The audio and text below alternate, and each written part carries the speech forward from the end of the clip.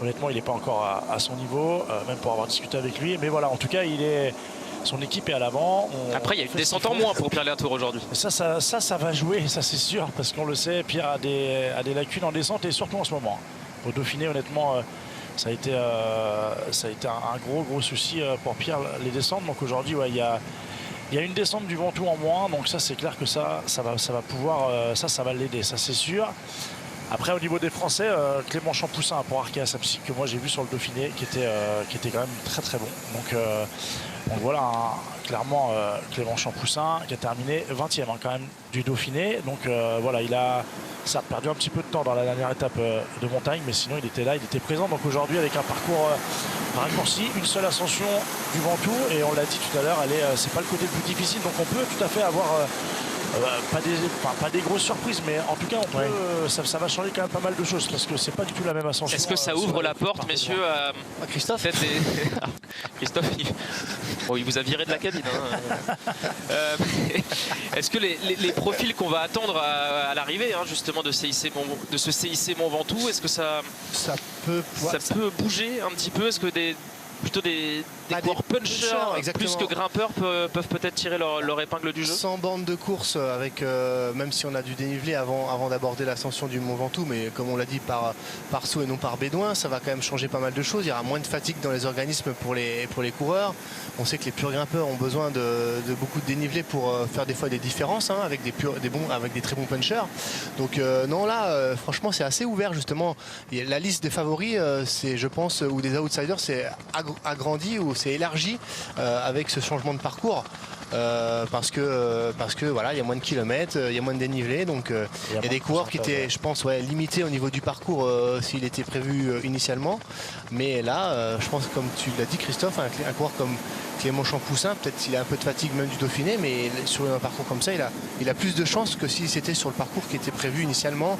Donc voilà, il y a des coureurs comme ça qu'il faudra certainement, je pense, rajouter à la liste des coureurs qui étaient peut-être sortis de liste des favoris, quoi. On va passer les 100 km/h. Ouais, ça va être sur route mouillée, préciser quand même. Ouais, il commence un peu à pleuvoir. Et ces fameuses averses dont on avait tellement peur en haut du Mont Ventoux, c'est pour ça.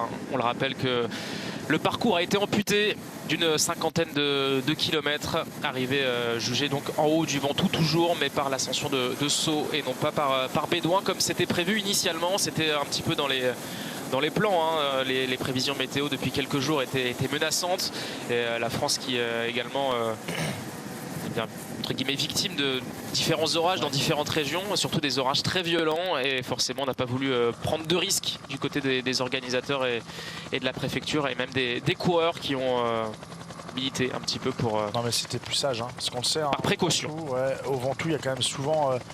quand il fait mauvais, beaucoup de vent, si en plus il y a de l'orage, enfin voilà, c'était quand même beaucoup plus prudent de faire comme ça. Ça change un petit peu la course, mais l'arrivée sera quand même au sommet et dans des conditions tout à fait acceptables. Donc voilà, il faut quand même, pour la sécurité des coureurs. D'ailleurs, on l'avait vu par le passé. On se souvient de Chris Froome qui avait couru à pied. Tout simplement, il y avait trop de vent au sommet. Donc même au Tour de France, on a déjà fait l'arrivée au Chalet Reynard alors qu'elle était prévue tout en haut. Donc voilà, avec le Ventoux.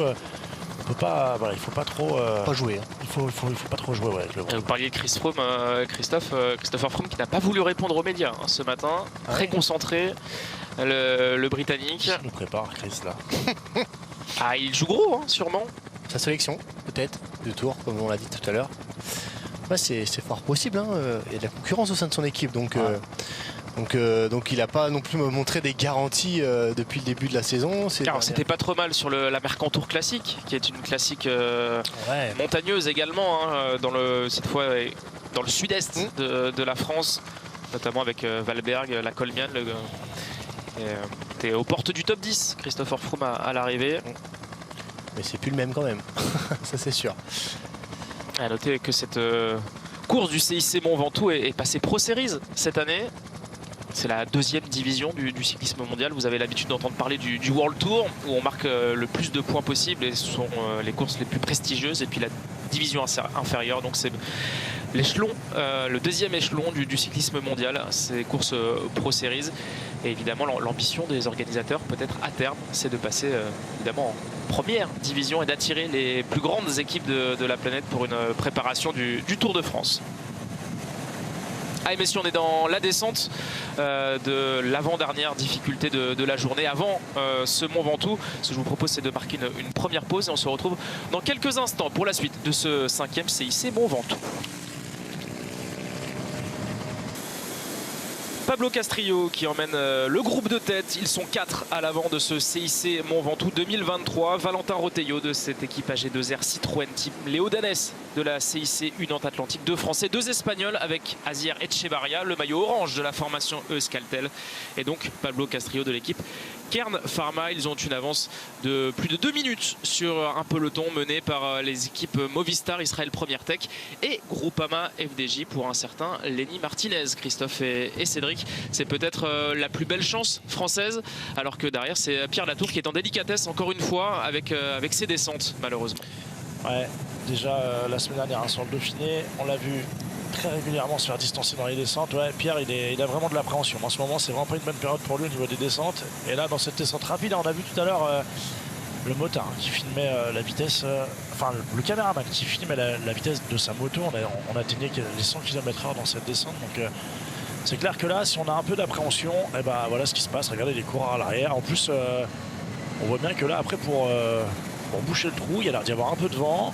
Ça va pas être simple. Tout ça, c'est de l'énergie dépensée qui pourrait porter préjudice dans le final. Chien. Attention, le petit chien, ouais. Il va falloir être plus vigilant dans le peloton. Là, c'est plutôt facile, entre guillemets, pour un groupe de 4. On espère que ce chien a été récupéré par son ou sa propriétaire avant le passage du peloton. Ouais, c'est d'autant plus dommageable aussi pour Pierre Latour parce qu'il avait entre guillemets un petit peu réglé ce problème de descente jusqu'à ce qu'il retombe, me semble, sur le Tour de Catalogne. Pays Basque ou Catalogne, l'année dernière, ouais. Grosse chute.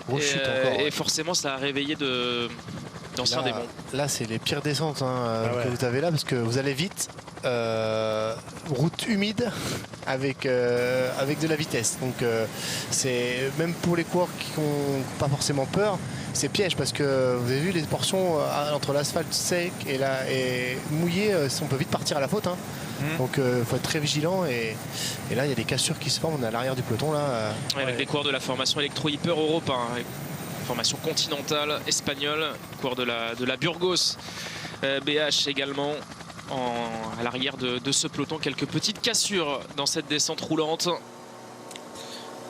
Alors que là on est à l'avant du peloton avec la Movistar qui roule, Israël, et il doit toujours y avoir la Groupama, même si là on avait un petit peu reculé.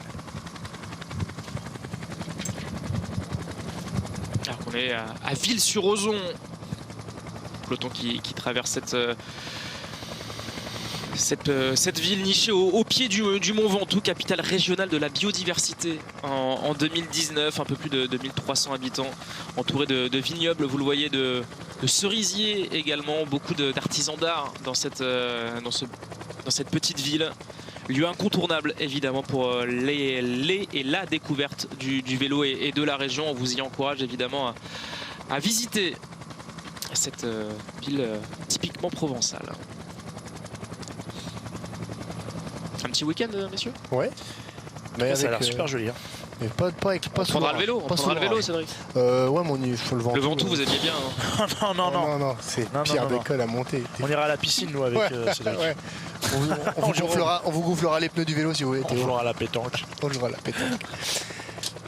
Non, c'est une très belle région, c'est vrai, pour faire du vélo, pour ceux qui connaissent pas. Enfin, avec Christophe, on pourrait en parler. C'est vrai que c'est une belle région. Il n'y a pas que le Mont Ventoux, il y a plein d'autres cols aux alentours qui sont beaucoup moins connus, comme les coureurs sont en train d'escalader depuis le départ. Col de la Madeleine, alors c'est pas la même Madeleine que celui que vous avez dans les Alpes, mais celle que vous pouvez manger d'ailleurs. Et celle que c'est le plus facile à manger d'ailleurs. Mais non, après il y a plein de petites routes qui sont vraiment sympas dans le coin. Bien sûr, il y a le Mont Ventoux qui fait office d'ogre, mais après c'est vrai que c'est des parcours pour la pratique du vélo qui sont vraiment sympas. L'équipe Israël Première Tech qui a mis à l'avant pour travailler son jeune espagnol Pau Martí, alors que le peloton comme les échappés sont dans une portion de transition, un long faux plat montant pour aller jusqu'au rocher du Cidre. On va traverser les gorges de la Nesque notamment pour enfin rallier Sceaux qui sera le pied traditionnel donc de cette montée finale de ce 5e CIC Mont Ventoux. Ouais, à partir de maintenant, il n'y a quasiment plus de descente. Hein. On va aller comme ça. On sera en prise tout le temps quasiment. Jusqu'au sommet du Ventoux. Et effectivement, cette portion-là, elle est longue. Hein. On annonce 18 km à entre 2 et 3%. Donc un très très long faux plat. Et souvenez-vous, l'année passée, cette équipe Israël Première Tech, elle avait durci dans la première ascension du Mont Ventoux. On avait roulé très fort également dans la partie de transition. On avait un petit peu explosé ensuite, puisque on avait Michael Woods qui avait fini très loin finalement au-delà de la 30e place, alors que c'était censé être le grand leader de cette formation Israël Première Tech. Un gros collectif l'année passée de la formation IF que l'on n'a pas encore abordé sur cette édition du CIC Mont Ventoux, puisque c'était Ruben Guerrero qui l'avait emporté l'année passée. On le rappelle, c'est Ruben Guerrero qui depuis a changé d'équipe. Il est désormais à la Movistar, le portugais. Ils avaient fait un doublé avec Esteban Chavez notamment, alors qu'on a un problème là pour justement Christopher Froome. Oh, c'est un arrêt pipi, je pense. Ah non, même pas. Non, problème de dérailleur, de chaîne. De chaîne, il y a un truc qui va pas sur le vélo. Et je reprends pour formation IF avec les présences de Simon Kerr, le franco-britannique, et donc de Marc Padoun, l'Ukrainien, qui peine encore à retrouver ses jambes du Dauphiné de l'année dernière où il avait éclaboussé tout le peloton en allant chercher 2 victoires d'étape. Ouais, non, là c'est déjà, ils sont que 6 au départ, faut le noter. Il n'y a que 6 coureurs qui composent cette formation de IF. Donc ça fait un coureur de moins pour travailler pour Simon Kerr ou pour peut-être Padoun. Mais je pense qu'on mise plus sur Simon Kerr, moi, sur cette Mont Ventoux dénivelé challenge. C'est celui qui a les capacités en tout cas à avoir le meilleur résultat quand on regarde un peu la composition de cette équipe, quoi. Ouais, Simon Kerr que l'on avait vu on voit l'image d'ailleurs, vainqueur de la dernière étape du Tour des Alpes avant le Giro. Alors je sais pas s'il était distancé dans la descente, parce que là il est en compagnie de Pierre Latour. En tout cas, Pierre Latour lui Christopher Froome également. Il y a Clément Champoussin dans ce groupe. Ils se sont arrêtés. Pas mal de jolis noms. Après, on a vu du monde s'arrêter pour un besoin naturel là, donc je pense que Pierre Latour, lui, c'est sûr, il était distancé dans la descente. Après, je pense que pour les autres coureurs là, c'est plus c'est volontaire de se retrouver là à ce moment-là. Hormis Chris Froome, qui a priori a eu un petit ennui mécanique, mais voilà, il est reparti dans les voitures. On voit des coureurs qui sont arrêtés. C'est Elie Gébert aussi là qui s'est arrêté. Voilà, tout le monde s'arrête un petit peu là. On a moins de 2 minutes à 51 km de l'arrivée, donc clairement là, c'est en train de temporiser dans le peloton. On est finalement dans un entre-deux, on est un petit peu avant la bataille, c'est ça, c'est ça. On fait un peu le point, on va chercher du ravitaillement, on essaie d'économiser au maximum ses forces. Ouais, ça fait 1 heure à peu près qu'ils sont partis, que les coureurs sont partis. On avait 100 km en mi-course, donc voilà, on a le temps encore d'aborder les choses sérieuses. Bah justement, dans cette période un peu d'accalmie, on va profiter pour marquer une deuxième pause pour ensuite qu'on vive ensemble cette fin du CIC Mont Ventoux. A tout de suite. De retour sur cette 5e édition du CIC Mont Ventoux et Christopher Froome, Simon Kerr, Demonico Pozzovivo, Pierre Latour en perdition sur cette étape, sur cette journée de vélo. Non, il a un problème. On rigole un petit peu. Il a repris, des garçons qui étaient se sont arrêtés. Il n'y a pas de plaque de cadre sur ce vélo là, ça devait être le vélo de rechange. On sait que les vélos de course sont munis d'une plaque de cadre. Les vélos qui courent en haut au départ, ouais. Et là, je pense qu'il avait le vélo de rechange parce que sur son vélo, il n'avait pas de plaque de cadre, il a dû changer. Et là, il va reprendre certainement son vélo de départ. On sait que les coureurs aiment bien quand on peut finir la course avec son vélo de départ. Quand on a un petit souci, ça peut arriver, hein, un petit souci en cours de route, quelque chose, je sais pas, une crevaison après, ou on change de vélo. Après, le mécanicien peut remettre la roue. Voilà, il y a toujours des choses à faire et on aime bien finir la course avec le vélo avec lequel on est parti. On est entré, messieurs, dans les 50 derniers kilomètres de cette journée, avec toujours ces 4 hommes à l'avant, 2 Français, 2 Espagnols. Valentin Rotello de l'équipage G2R Citroën Team, Léo Danès pour la CIC Nantes Atlantique. Ils sont accompagnés d'Azier Etchebarria, le coureur de la formation Euskaltel, maillot orange, et le maillot vert de Pablo Castrillo de la formation Cairn Pharma. Le peloton est à toujours un peu moins de 2 minutes de cette tête de course. On a repris une dizaine de secondes dans la descente. On est désormais dans une portion de transition jusqu'aux gorges de la Nesque. On va aller chercher le rocher du Cire. On a à peu près 18 km sur des pentes à 2, 3, 4%. Christophe, Cédric, c'est pas forcément très dur, mais c'est usant. Ouais, c'est usant, ouais. C'est clairement un moment un peu clé hein, même pour l'échapper. Hein. Bon, on voit bien de toute façon il n'y a pas assez d'avance, mais c'est clairement des parties pas faciles à gérer. Hein. On est obligé de s'user un peu, on est obligé d'user de l'énergie pour maintenir quand même une bonne vitesse, même dans le peloton. Hein, bon là ça roule pas très très vite, mais ça, dans ce type d'ascension assez longue avec pas beaucoup de pourcentage, on sent tout de suite si ça va, si ça va pas, alors que Chris Froome est reparti effectivement. Il a récupéré son vélo. Bien vu, hein. Il a récupéré son vélo. Parce qu'il a la plaque de cadre, regardez à l'arrière. Il a récupéré son vélo qu'il avait au départ, donc on a dû certainement résoudre son problème. Je sais pas, il avait un problème de dérailleur ou quelque chose comme ça. Et il est attendu par un coéquipier. C'est Stephen Williams. C'est quand même une indication. Une indication, exactement. Ou est-ce que Stephen Williams s'est arrêté pour un petit besoin naturel peut-être que c'est une coïncidence parce que je pense que depuis la chute, depuis sa grave chute qu'il avait eu au Dauphiné, je pense que c'est la première fois qu'il y a un coureur qui l'attend. Non mais c'est vrai en plus. Ouais. En course oui, en course, ouais. Non mais enfin si je sais pas, on va pas tirer de conclusion trop tôt, mais si on a fait relever Stephen Williams pour en bénéficier avec Chris Froome, c'est quand même très étonnant. On va pas à 50 km de l'arrivée. Je pense pas. Même un troisième coureur, regardez. Ouais. Non, on rigole, hein, c'est pas un coureur de la formation Israël Première Tech. En tout cas, on roule en tête de peloton dans cette équipe. Je pense que c'est plus certainement pour Michael Wood, le coureur canadien. C'est Clément Davy pour la Groupama FDJ qui roule en tête de peloton pour Lenny Martinez et Rudy Mollard peut-être également aussi. Ouais. Pourquoi pas. Après, même s'il a traversé un Giro un peu en demi-teinte, Rudy qui était tombé lors des jours précédant le départ. Ouais, il était tombé la veille du contre-la-montre, je crois, individuel. Ouais, il s'était fait percuter par une voiture, il me semble. Donc ça avait un peu quand même pas mal perturbé son début du Giro et même, je pense, l'ensemble de son Giro. Ça n'a jamais pu vraiment le mettre dans l'allure. Donc ouais, là, il a une belle opportunité aujourd'hui pour essayer de faire un beau résultat parce que, on le répète, pour ceux qui, par exemple, viennent de nous rejoindre, on a plus 2 ascensions du Mont Ventoux, mais plus qu'une seule ascension. L'étape a été raccourcie à cause des conditions météo annoncées en milieu d'après-midi. Ils annoncent des gros orages dans le Vaucluse notamment. Donc on a raccourci la journée pour les coureurs. Et Lenny Martinez aussi à l'arrière du peloton qui a certainement pour du ravitaillement ou on sent qu'on est un petit peu dans une période pas d'observation mais un petit peu plus tranquille pour tous ces coureurs. Une Groupama FDJ assez jeune autour de Lenny Martinez. Il y a juste Rudy Mollard qui est au-delà de la trentaine. Derrière, on a toutes ces fameux jeunes passés pro, passés dans la World Team, alors qu'ils étaient passés par l'équipe de développement continentale. Les Lorenzo Germani, les Ruben Thompson, les Lars van den Berg.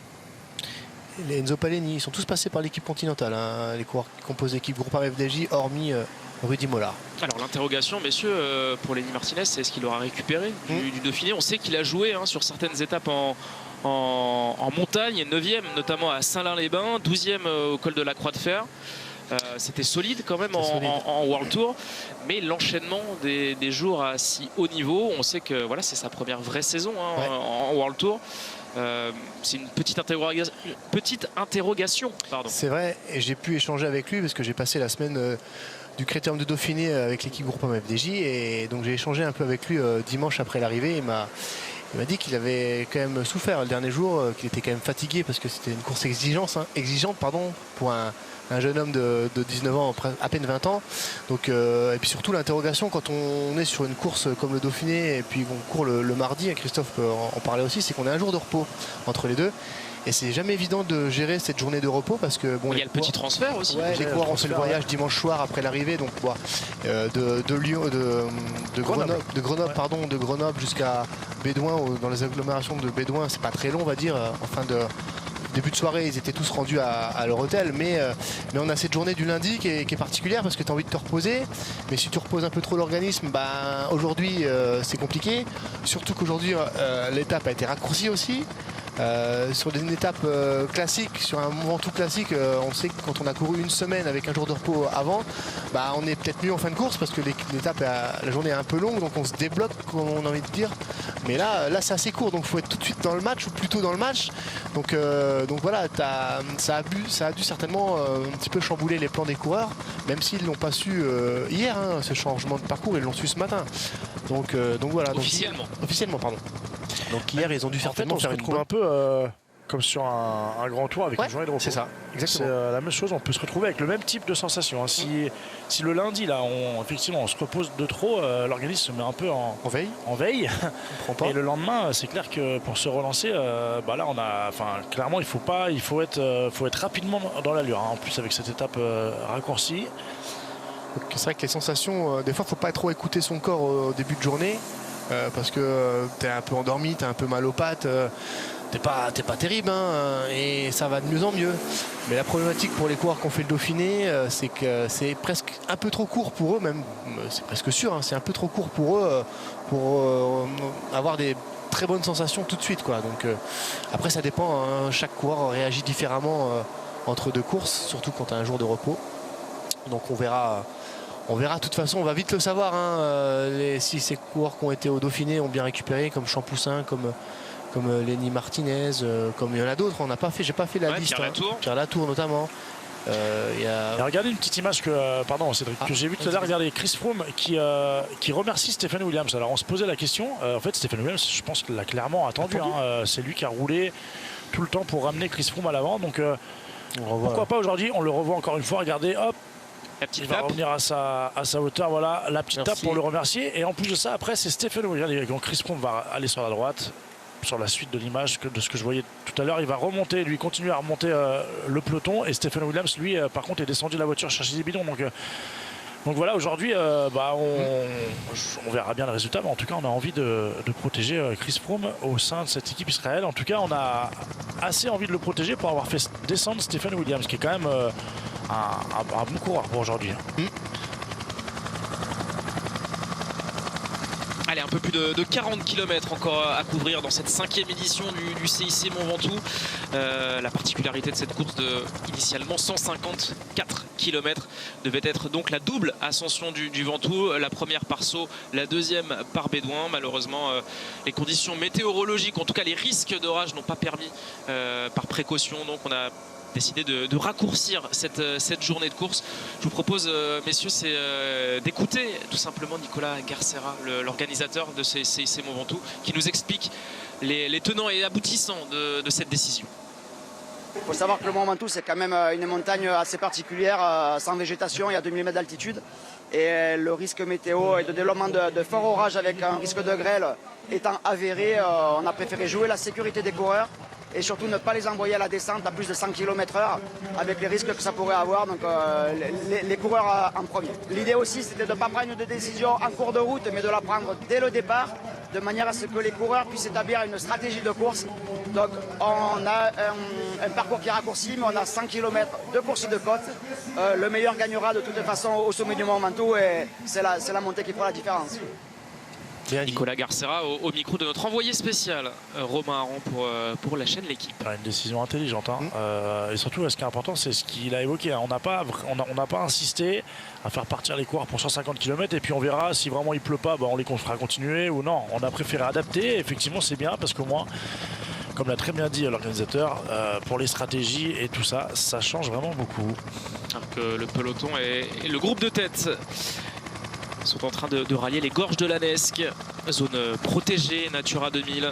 Ces gorges qui s'étendent de Monieux jusqu'à Métamis.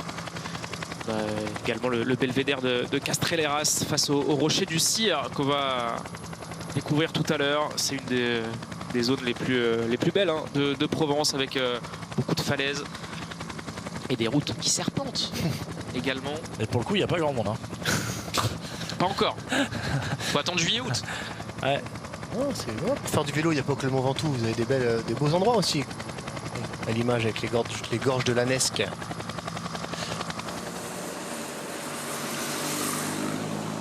Et toujours le jeune espagnol Pomarty pour la formation Israël, première tech. D'ailleurs, c'est le plus jeune de la course, hein.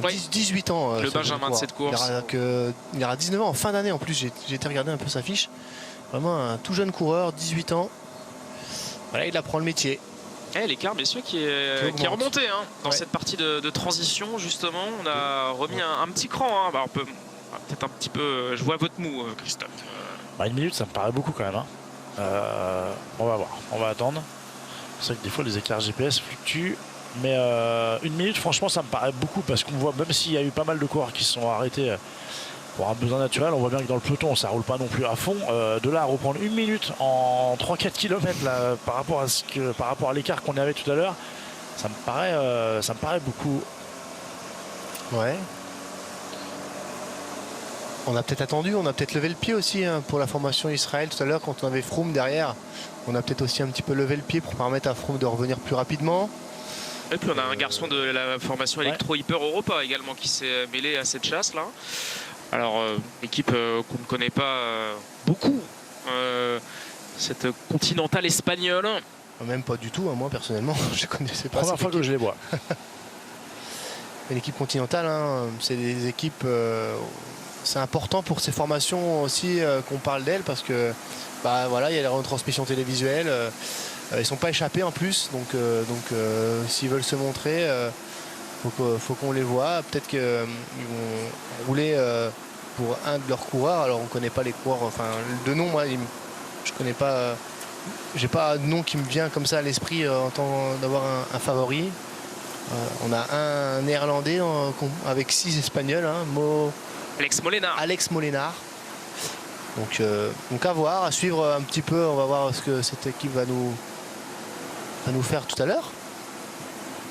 Alors qu'à l'avant, on retrouve les 4 hommes de tête. Donc Valentin Rotello, Pablo Castrillo, Asier Etxebarria et Léo Danès. Justement, on a un représentant d'une équipe World Tour à l'avant. C'est Valentin Rotello, 22 ans, le jeune coureur français. On a une jeune également, tout comme la Groupama FDJ, jeune équipe AG2R sur cette course, puisqu'on a également Bastien Tronchon, que l'on avait vu gagner une étape sur le Tour de Burgos l'année passée. On a également le jeune Alex Baudin, des coureurs qui sortent également du Giro, hein, Paul Lapera, même si son Tour d'Italie s'est achevé un petit peu précocement après avoir porté le maillot bleu de meilleur grimpeur. Il avait dû abandonner malade lors de la 4e étape. Ce que je vous propose, c'est d'entendre un homme également au départ, interrogé par Romain Aran. C'est tout simplement Valentin Paré-Peintre qui a achevé son premier grand tour sur les routes italiennes, omniprésent, notamment échappé à 4 reprises. Je vous propose d'écouter Valentin Paré-Peintre sur ce que ce changement de parcours peut apporter à la course. Ça va changer quand même beaucoup de choses parce que c'est la montée par saut la moins difficile. Jusqu'au Chalet Reynard, on a des pourcentages autour des 4-5%, donc il y a quand même beaucoup cet effet d'aspiration dans les roues. Et ensuite, on verra à partir du Chalet Reynard, ça reste le Mont Ventoux, c'est très difficile, donc la course va serre. Le fait de monter par saut, ça ouvre un peu plus la course? Ouais, c'est sûr que ça ouvre beaucoup plus la course même.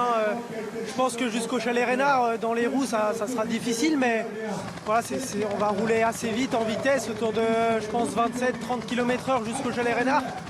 Donc je pense que ça avantage un peu plus les gabarits moins grimpeurs, plus punchers. Donc on verra comment ça se passe, mais en tout cas, ça va être dur. À titre personnel, pour vous, c'est l'occasion de confirmer un beau Giro aussi? Ouais, c'est sûr, j'avais beaucoup d'ambition sur cette course. Après, je pense que le nouveau format me correspond peut-être un peu moins, mais on va essayer d'aller chercher le meilleur résultat possible. J'ai des bonnes sensations depuis le Giro, donc j'ai envie que ça se concrétise maintenant en course. Donc on verra aujourd'hui. Et Valentin Paré-Peintre, frère, évidemment, on le rappelle, de Aurélien, top 15 sur les routes du Tour d'Italie cette saison. D'ailleurs, Valentin Paré-Peintre, en termes de profil entre les deux, le petit Valentin est un peu plus typé grimpeur que son frère, en tout cas pur grimpeur. Et forcément, l'amputation, il nous le racontait, l'amputation de cette ascension du Ventoux, ça ne fait pas forcément ses affaires à lui, en tout cas. Ah non, et lui, c'est vraiment un pur grimpeur, donc lui, il aurait aimé avoir les 2 ascensions du Ventoux, c'est sûr. Mais comme il expliquait, ça avantage peut-être plus les punchers, comme nous aussi nous l'avions dit tout à l'heure. Donc là, lui, ouais, il est presque un petit peu déçu. Justement, les punchers de cette course, Christophe. Oula. Alors là, vous voulez que je vous cite des punchers là? Ouais, Elie Gébert, Roger Adria. Ouais, c'est un puncher mais qui grimpe quand même bien. C'est plutôt un poids léger, quoi, on va dire. Voilà. C'est clair que ça peut. Vous aviez une grosse cote tout à l'heure, Cédric, je vous ai entendu le prononcer pendant notre interruption publicitaire. Oui. Out Christian Eking. Pas mal, ça. C'est un coureur. C'est peut-être un peu long, non, pour le Norvégien. Récemment, il a peut-être pas beaucoup brillé, on va dire. Mais c'est un coureur en bonne condition. Il n'a pas couru depuis fin mai, depuis le Tour de Norvège, Odd Christian Eking. Mais sur des parcours vallonnés, accidentés, c'est un bon puncher. Alors peut-être qu'il va se mettre au service de Simon Kerr aussi, parce qu'il a quand même un coureur dans son équipe qui fait quand même figure d'outsider. Mais ouais, ça pourrait être une grosse cote, on va dire. Jesus Serrada, Christophe, vous l'apercevez sur ce volet des favoris préparé par Amaury Lermite, notre chef d'édition. Jesus Serrada, belle pointe de vitesse également. Ouais, c'est un coureur qui, on le sait, hein, de toute façon, c'est un coureur qui va au combat souvent, qui est pas facile à distancer, qui s'accroche, et puis surtout qui grimpe bien, qui va. Pourquoi vous voulez absolument que ça arrive au sprint en fait? Vous dites un bon Je sais pas, c'est Valentin Paré-Peintre qui nous en parlait tout à l'heure. Il disait que ça avantageait plus les punchers que les grimpeurs. Non mais voilà, c'est la particularité. Pas moi qui le dis, hein. C'est la particularité de cette étape là, alors que ça freine là sur cette étape. Petit rétrécissement de chaussée là. Justement, on est toujours dans les gorges de la Nesque. Le ravin est le ravin est tout bien pentu. J'aimais pas trop moi quand j'étais coureur ça. Non mais c'est la particularité d'aujourd'hui, c'est que le scénario est difficile à lire. Il y a des coureurs au profil un peu moins grimpeurs qui peuvent tout à fait tirer leur épingle du jeu. On peut, pourquoi pas, se retrouver avec 5, 6, 8, 10 coureurs à l'arrivée qui se disputent la vie, enfin au moins qui sont encore là dans le dernier kilomètre. Après, faut quand même pas oublier que les 7 derniers kilomètres, c'est comme déjà c'est à découvert. On risque d'avoir du vent, hein, puisqu'on annonce des orages, donc obligatoirement le vent va avec les orages. Donc là-haut, on va voir comment est le vent, mais ça c'est clair que ça aura aussi un impact sur le scénario de course. Hein. Si le vent est défavorable, ce sera beaucoup plus compliqué de distancer ses adversaires. Donc, mais on peut tout à fait aujourd'hui se retrouver avec pourquoi pas un sprint en petit comité arrivé au sommet du Mont Ventoux. Ce qui est sûr, c'est que là, le côté par où on monte jusqu'au chalet Reynard, c'est beaucoup plus simple que le côté par Bédouin. Le côté qu'on a l'habitude de voir, notamment sur le Tour de France. Un coureur aussi qu'on pourrait mettre dans les... du coup, avec ce nouveau parcours, ce nouveau parcours, c'est un coureur de la formation Arkea Samsic, un coureur italien qu'on a vu un petit peu au Giro, c'est Alessandro Verre, qui grimpe bien. Donc là, ça pourrait être aussi un parcours qui pourrait lui convenir, enfin avec ce nouveau parcours, ouais. Ouais, l'équipe Arkea Samsic, ils ont Cristiano Rodriguez aussi. Hein. Ouais, ils ont pas mal de cartes. Cristiano Rodriguez, Champoussin, Clément Champoussin, Elie Gébert, Alessandro Verre. Après, pour les accompagner, Maxime Bouet, Kevin Le Danois et Michel Risse, voilà une équipe qui sur le papier, a en tout cas un gros collectif. Bon, on n'a toujours pas trouvé pour qui il roule. Moi, j'ai bien regardé. La plupart des coureurs de cette équipe Electro Hyper Europa sortent de la Ronde de l'Oise. Moi, j'ai peut-être une hypothèse. Ils sont punis. On n'est plus dans l'échappée. On veut montrer le maillot. Très bien, mais c'est ce que j'ai dit tout à l'heure. Mission réussie puisqu'on les cite finalement. Exactement. Et on parle d'eux. Donc voilà, la plupart de ces coureurs sortent, je disais, de la Ronde de l'Oise. Hein. Bon, alors je crois que le mieux que j'ai vu, je crois qu'il fait 14e du classement général de la Ronde de l'Oise. Enfin voilà, honnêtement, j'ai pas trouvé de référence probante pour justifier le fait qu'il roule là. Donc voilà, à voir. Peut-être une surprise ou alors juste prendre de l'image. Puisque vous parliez des course de classe 2 qu'il y a pu avoir en France, on notera également la présence pour le maillot bleu de la CIC Nantes Atlantique, évidemment de Léo Danès à l'avant, mais dans ce peloton on a également le jeune Noah Isidore qui a remporté le classement général et qui est aligné aujourd'hui sur ce CIC Mont Ventoux. Général de Ronde de l'Oise, Tour d'Eure-et-Loire. Tour d'Eure-et-Loire, oui. Tour d'Eure-et-Loire. Tour d'Eure-et-Loire. Qui s'est achevé ce week-end d'ailleurs. Quand on était jeune, tu les as fait aussi, toi? Ronde de l'Oise, j'ai fait. Ouais. Tour d'Eure-et-Loire, j'ai jamais fait. Je crois pas. Ça me dit rien. J'ai gagné la Ronde de l'Oise. Ah, Allez, voilà, il a shifté chez lui. Alors, mais non, on avait une pression de fou. Hein. Moi, j'étais au club de Nogent-sur-Oise, donc voilà. Nous, c'était notre championnat du monde. Vous connaissiez des raccourcis, quoi? Non. C'est lui qui faisait les lignes d'arrivée aussi. L'écart ne diminue pas, en tout cas. On a bien. L'écart doit être bon. Hein. L'écart doit être bon, ouais. C'est qu'on a accéléré. Hein. De toute façon, l'échappée, là, c'est beaucoup plus facile. On se donne beaucoup plus sur une étape aussi courte comme c'est proposé aujourd'hui. 100 km, l'échappée est partie, on le rappelle, très rapidement. Donc c'est des coureurs professionnels. Donc 100 km pour eux, ça leur fait pas peur. Surtout à un bon rythme. Donc je pense que on gère beaucoup moins l'effort sur 100 bornes que si l'étape faisait 150 km avec 2 ascensions du Ventoux. Donc là, je pense que ça va être... c'est plus difficile pour le peloton, quoi. Heureusement qu'ils n'auront pas laissé, je pense, 4 voire 5 minutes. Ça aurait été plus compliqué à aller les chercher. Qui a-t-on en queue de peloton? On a perdu justement... une minute d'un coup, messieurs, avec l'écart. On avait un petit souci GPS, visiblement. Alors, si on nous fait des blagues comme ça aussi, là... Je me prononce plus sur les idées.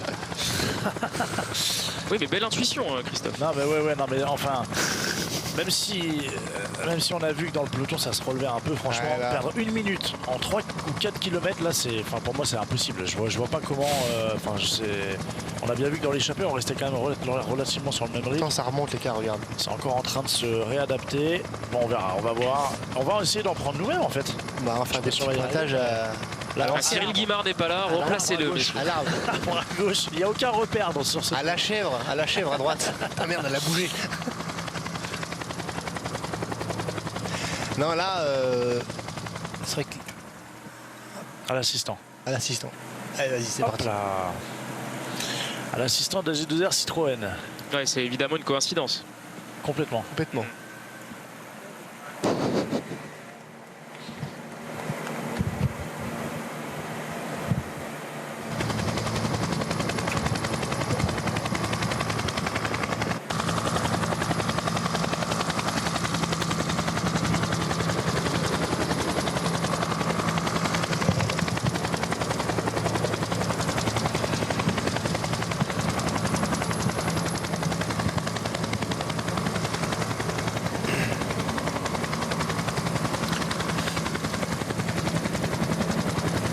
Tu le vois l'assistant, Christophe? Non, je cherche. Ah, là, on est un petit peu haut sur la vue d'hélicoptère pour le... En tout cas, c'est joli. Hein. Là, c'est magnifique. Ouais. Toujours les mêmes coureurs qui roulent depuis tout à l'heure. Le pied du Ventoux, on sera à 25 km de l'arrivée. Encore une petite dizaine de kilomètres avant d'arriver au pied de l'ascension finale. À saut. On va en finir de cette traversée des gorges de la Nesse qui est toujours aussi magnifique, même si l'hélico là dans le brouillard traverse les nuages. Bon, pour l'instant, les conditions qui sont normales. Correct pour les coureurs, oui, bien sûr, c'est correct. Là, on n'a pas la température, mais il doit faire quand même relativement lourd. Oui, on avait peur des orages, surtout en deuxième partie d'après-midi. C'est pour cela qu'on a préféré prendre aucun risque.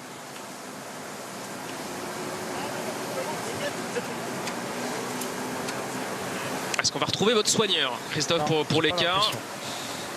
Ça fait déjà 1 minute 50 que j'ai lancé le mais j'en ai lancé un autre, un pointage. Ils vont pas y réussir à l'avoir. En tout cas, l'entente devant est toujours bonne. Toujours bonne. Hein. Entre ces 4 hommes. Il leur reste une bonne heure de course. Hein. Enfin, l'objectif pour eux, c'est d'arriver avec le maximum d'avance au pied du Ventoux. Hein. Ils savent très bien que ce sera compliqué de résister. L'ascension est quand même très longue, même si elle est un peu plus simple. C'est quand même très long, donc il faut essayer d'arriver de s'entendre jusqu'au pied, arriver avec le maximum d'avance. Puis dans le peloton, après, on va accélérer aussi progressivement pour être placé au pied de ce Mont Ventoux, même si la route est quand même assez large par saut. Il n'y a pas de problème forcément de placement. C'est pas comme si on arrivait par Bédouin où on sait que c'est un peu plus étroit. Est-ce que ce serait pas la petite voiture blanche en bas à droite, là, votre soigneur AG2R de l'écart tout à l'heure? Non, ça manque ça manque de stickers sur la voiture là, non? Non, ça passera pas. C'est pas la même couleur. Tant pis. Peut-être arrêter le chrono, non? Non, parce que j'en ai pris un autre, un pointage. Ah. C'est un autre endroit.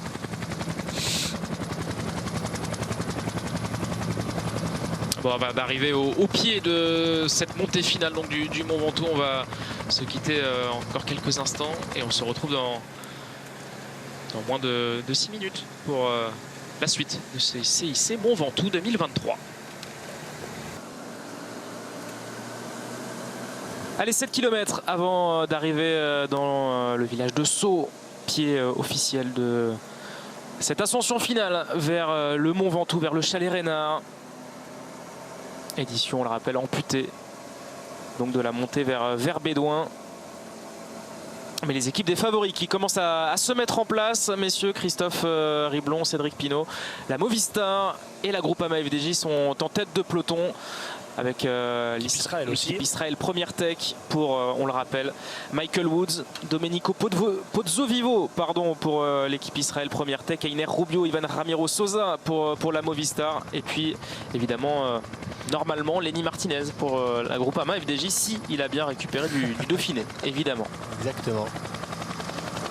En tout cas, on met tous ces leaders en confiance, hein. Les équipiers roulent, on leur fait confiance. Alors, je le répète, hein, c'est une édition raccourcie, hein, ce Mont Ventoux dénivelé challenge. Qu'une seule ascension au programme, celle par Sceaux.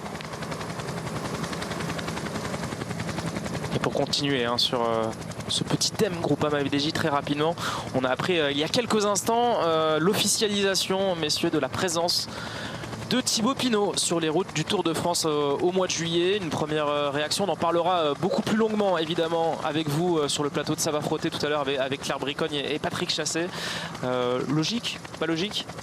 Bah, surtout la non-sélection ça donne la non-sélection d'Arnaud Démare aussi. Mais Thibaut, il a certainement donné des garanties à son manager, Marc Madiot, comme quoi il avait récupéré. De toute façon, il avait envie de le faire. Il l'a dit à la fin du Giro. Il avait envie d'aller au Tour. La décision était... c'est Marc Madiot qui devait prendre la décision. Mais voilà, on s'y attendait quand même. Hein. On s'y attendait quand même. Donc voilà, on a vu, pour moi, de mon point de vue, je pense que c'est une bonne chose. On a vu au Dauphiné que l'équipe Groupama FDJ était un peu en délicatesse. On a vu que David Gaudu n'était pas encore au top niveau. Donc voilà, avoir un Thibaut à ses côtés, si Thibaut est là pour épauler David Gaudu, parce qu'on peut aussi imaginer que Thibaut est là pour aller chercher des étapes et pourquoi pas un maillot à poids aussi. Donc là, ce sera un peu plus... voilà, il ne sera pas tous les jours aux côtés de David Gaudu, mais en tout cas, avoir un Thibaut Pinot à ses côtés, c'est clair que c'est une valeur ajoutée pour David Gaudu et pour le collectif de la Groupama FDJ. Allez, retour sur les 4 hommes de tête, on rappelle leur identité. Valentin Roteillot, le Limougeot passé par la formation, le club de formation de Chambéry, intégré à G2R Citroën l'année passée. Rappelez-vous, il avait failli gagner l'année dernière sur les routes du Tour de Burgos au mois d'août, le lendemain de la victoire surprise de son coéquipier Bastien Tronchon. Il avait échoué à la 2e place. Il est accompagné de l'Espagnol Asier Echevarria, maillot orange, qui connaît sa 2e année dans cette équipe espagnole, après avoir été stagiaire notamment, avec 2 top 10 d'étapes sur les routes du Tour du Portugal, notamment la saison passée. On a également Pablo Castrillo, l'Espagnol, l'autre Espagnol de la formation Kern Pharma. Il a 22 ans, il est néo-pro. Cet Espagnol, il a gagné notamment quelques jolies courses en Espagne amateur, ce qui lui a valu évidemment l'intérêt de cette formation Kern Pharma. Et puis ce quatuor, il est clos par Léo Danès, que l'on a l'habitude de voir sur les courses françaises avec ce maillot CICU Nantes Atlantique.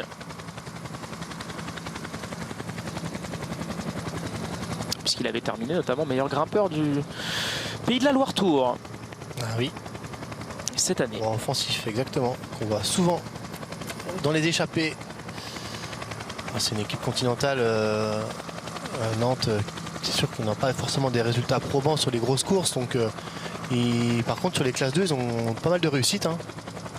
Donc, il faut réussir à concrétiser maintenant sur les belles épreuves de classe 1 ou voire de Pro Series.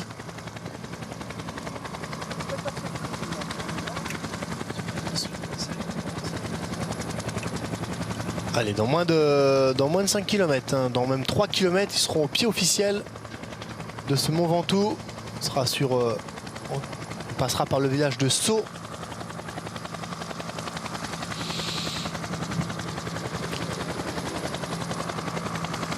Moi, ce côté-là, ça me va pour monter le Ventoux. Hein. L'autre côté, beaucoup moins. Ah non, par Bédouin, c'est quand même vraiment très très dur. Il y a 6 km c'est horrible, à 10%, presque 10% de moyenne dans la forêt là. Entre Saint-Estève et le Chalet-Reynard, là, c'est abominable.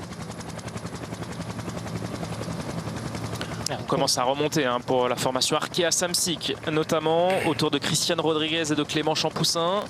On s'est regroupé également du côté de la Groupama VDJ.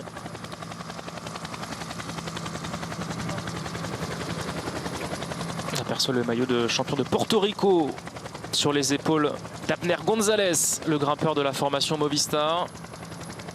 Appelé à travailler hein, pour Einer Rubio et Ivan Sosa dans cette formation espagnole.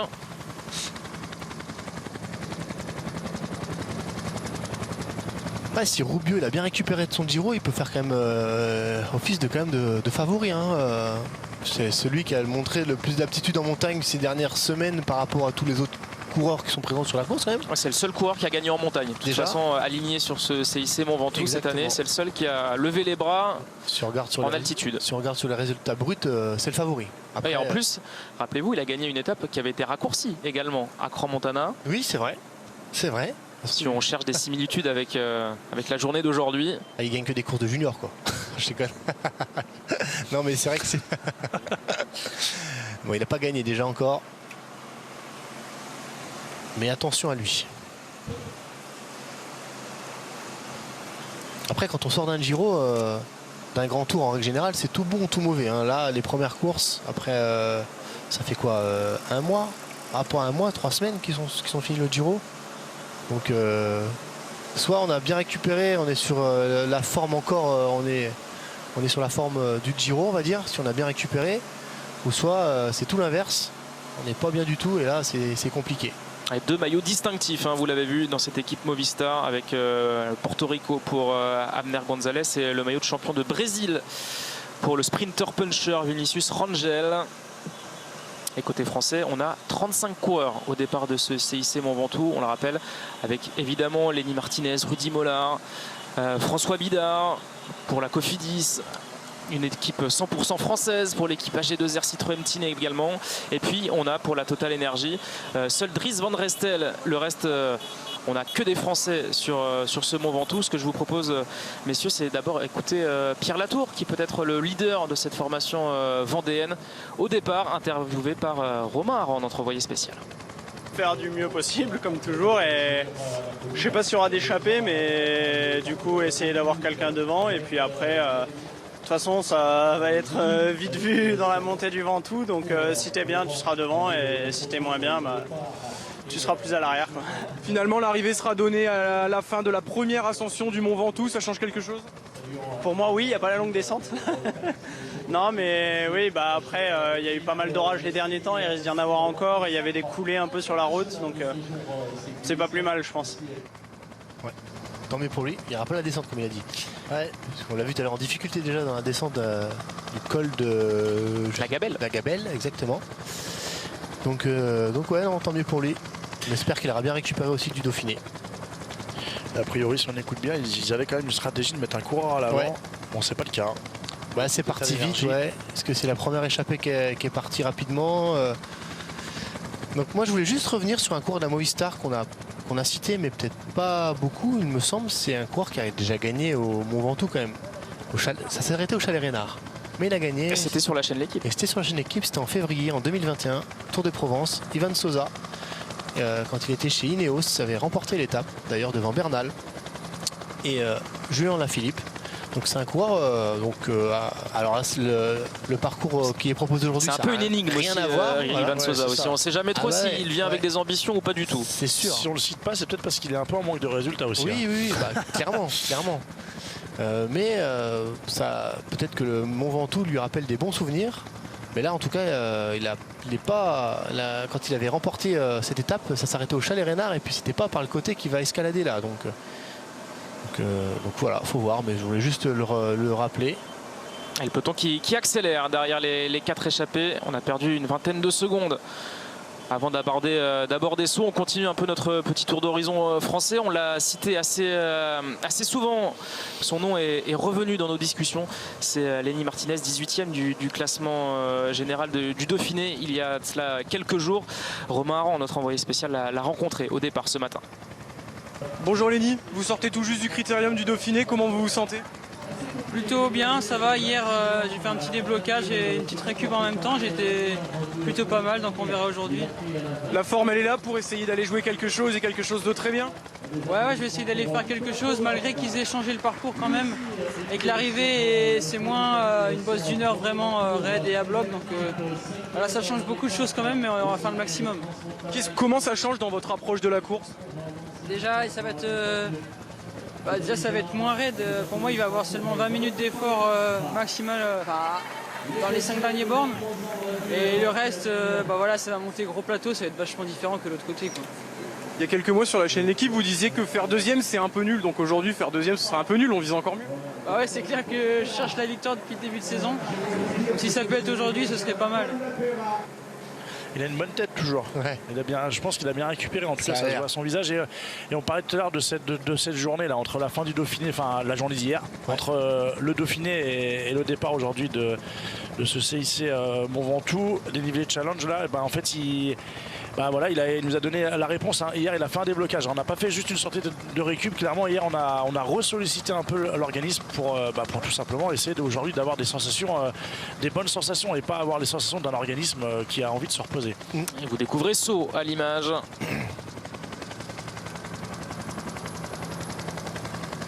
Donc là, on est déjà dans le pied alors, parce que 24 km de l'arrivée. Dont les habitants sont les Saultais, non? Les Saltésiens. Ah, j'étais pas... Saltésien.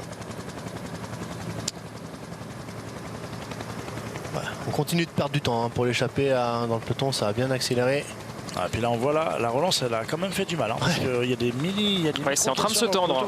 L'élastique qui est en train de se tendre. D'ailleurs, on a changé de coureur. C'est Total Energy qui est en train de rouler en tête. Hein. Là, de nouveau, on va avoir une belle relance là avec ce virage à l'épingle.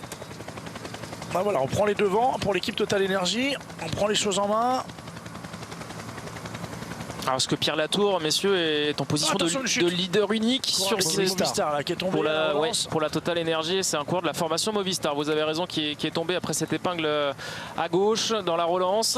Voilà, il a déraillé. Bon bah, attention parce que là il fait plein milieu de la route. J'ai eu peur là qu'on le voit pas, qu'il se fasse percuter par un autre coureur. Quel est ce coureur? Ça va pas. Non, mets-toi à droite, c'est mieux quand même. Petit gabarit, hein. Attention, est-ce que ce serait pas... On verra pas. C'est Geoffrey Soupe en tout cas qui mène ce peloton avec Dries Van Gestel également. Pierre Latour en 3e position.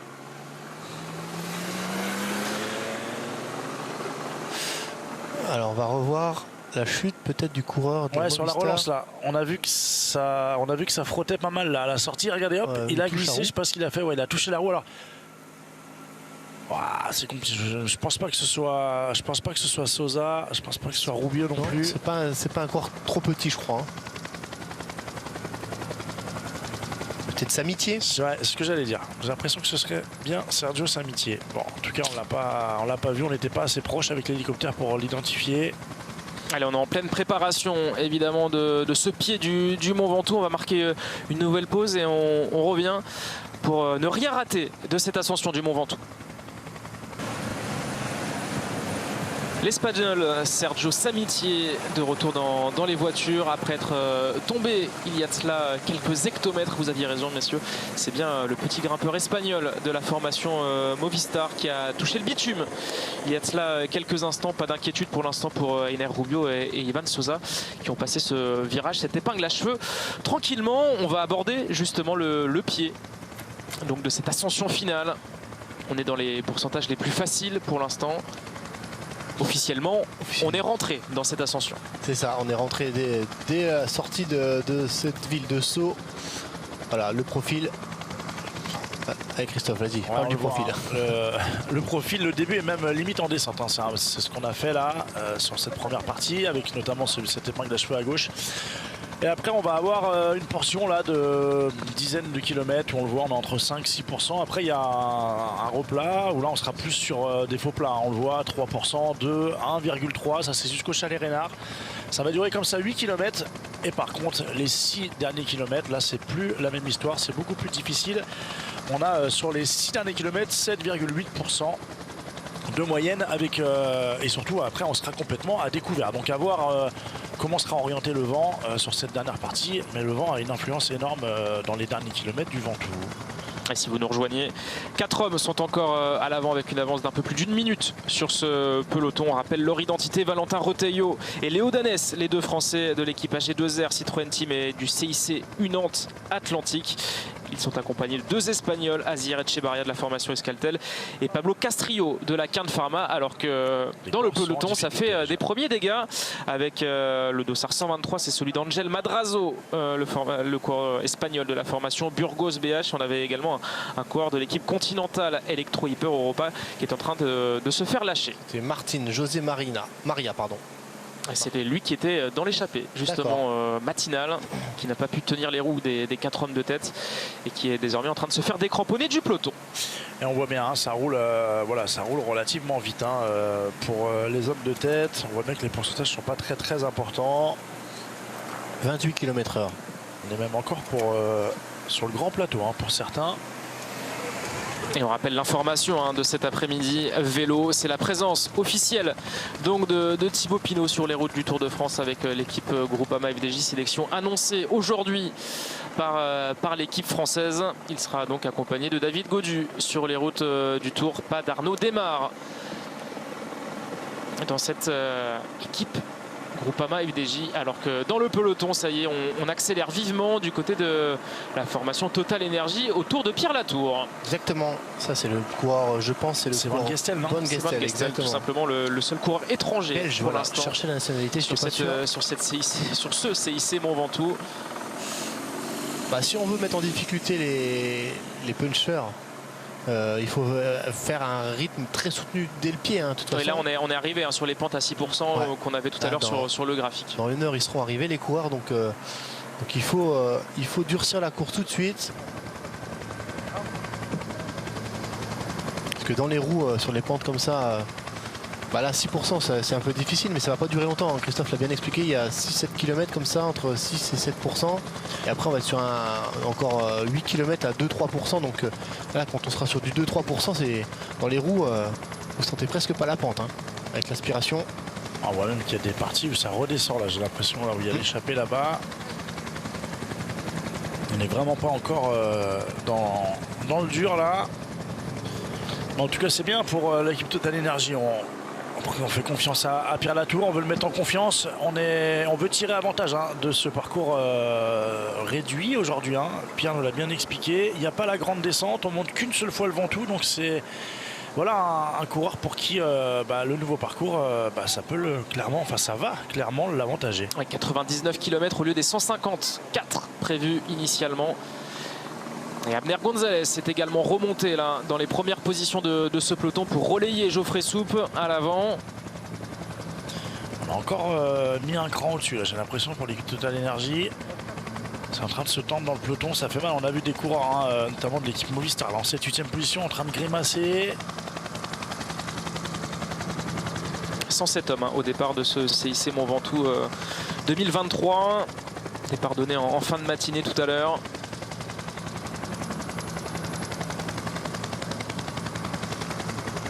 Lars Vandenberg qui protège Lenny Martinez. Ce n'est pas Lenny dans la route de Lars Vandenberg là. Bon. C'est Lars Vandenberg, mais c'est pas Lenny ça. C'est soit Enzo Paleni ou soit Lorenzo Germani. Beaucoup plus petit Lenny Martinez. C'est vrai. Bien vu, Cédric. On va aborder dans les 20 derniers kilomètres de ces CIC Mont Ventoux. Avec une équipe qui a décidé de prendre la responsabilité du pied, en tout cas, de cette ascension finale, la Total Energy. Donc pour Pierre Latour, il nous le disait tout à l'heure au micro de Romain Aran, qui s'est un petit peu qui s'est arrangé de cette amputation, justement. Cette deuxième ascension du Ventoux annulée, ce qui a empêché donc la redescente du géant de Provence, qui n'est pas forcément à son avantage. À distancer Léo Danès. Ouais, terminé. Ils ne sont plus que 3 à l'avant, vraisemblablement. Tout à l'heure, on cherchait des punchers capables de faire quelque chose. Un Julien Simon qui là semble plutôt abrité, enfin plutôt. Oui, parce que Pierre Latour était assez haut quand même dans la hiérarchie Total Energy dans le peloton. Pourquoi pas Julien Simon en grande forme, il passe relativement bien les bosses. On le sait là, toute cette première partie, lui ça va pas lui poser de problème. Monter grand plateau sur des pentes à 4-5%, c'est pas un souci. Azir Etchebarria lâché également. On va retrouver là-haut Valentin Rotaillot donc, et Pablo Castrillo, les deux rescapés de cette échappée matinale. Ils comptent toujours plus d'1 minute d'avance sur la tête de peloton.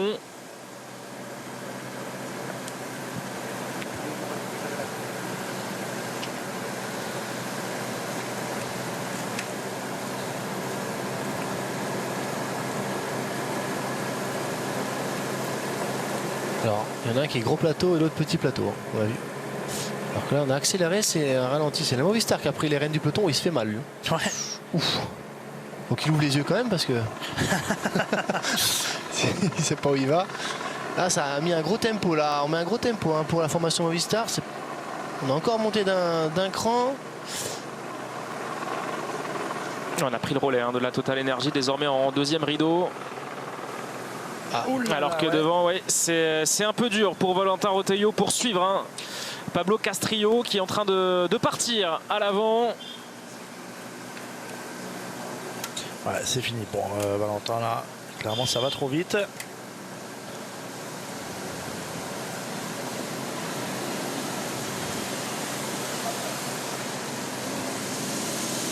On rappelle la présence de Valentin Paré-Peintre dans le peloton pour l'équipage G2R Citroën.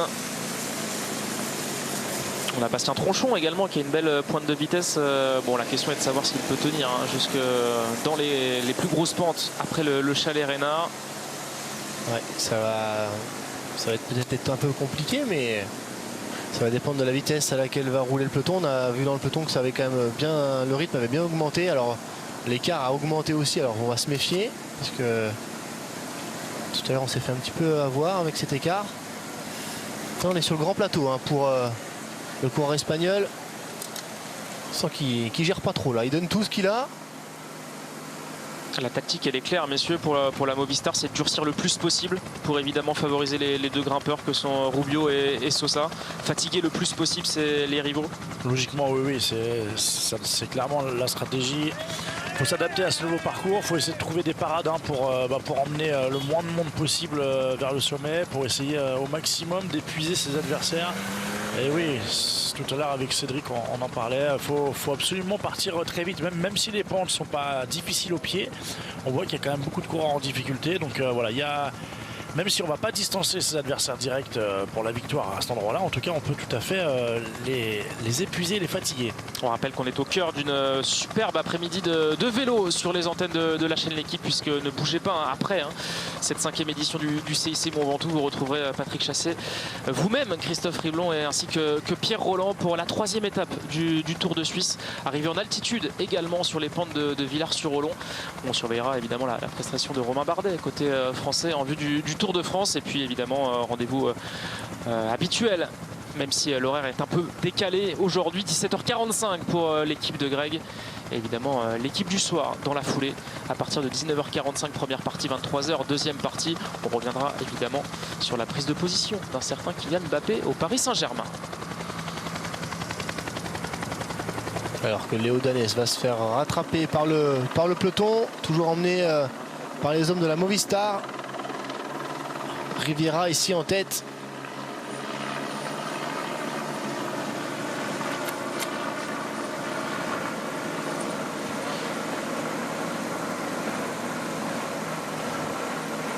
On retrouve 3 coureurs de la Movistar. Après on a les coureurs de la formation Total Energy, et ensuite les coureurs de la formation Groupama, puis Arkea Samsic. Toutes les équipes sont rangées. On n'a plus que 3 coureurs pour la Movistar, c'est étonnant quand même. Hein. On a si loin de l'arrivée. Je pense qu'on a fait pas mal d'efforts. Déjà, on a vu tout à l'heure que c'est une des équipes qui participait à la poursuite derrière les échappés. Donc on a déjà usé peut-être 1 ou 2 hommes. Et effectivement, ouais, alors après, il y en a peut-être un petit peu plus loin au cœur du peloton. Mais en tout cas, c'est vrai que là, dans les premières positions, on n'est plus que 3. On emmène Ivan Sosa. Sosa en 3e position. On n'a pas vu Rubio. Non. Alors que Clément Davy est distancé, c'est normal, il a beaucoup roulé. Ouais, c'est lui qui a roulé toute la première partie de ce CIC Mont Ventoux.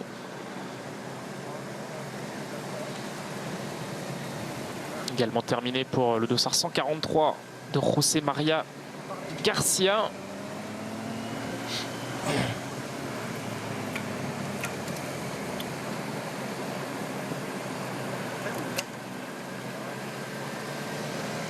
Noah Isidore, je crois, qui était en train de se faire distancer aussi pour l'équipe Nantes Atlantique. On en parlait tout à l'heure. Le jeune coureur, un des plus jeunes aussi présents sur la ligne de départ ce matin.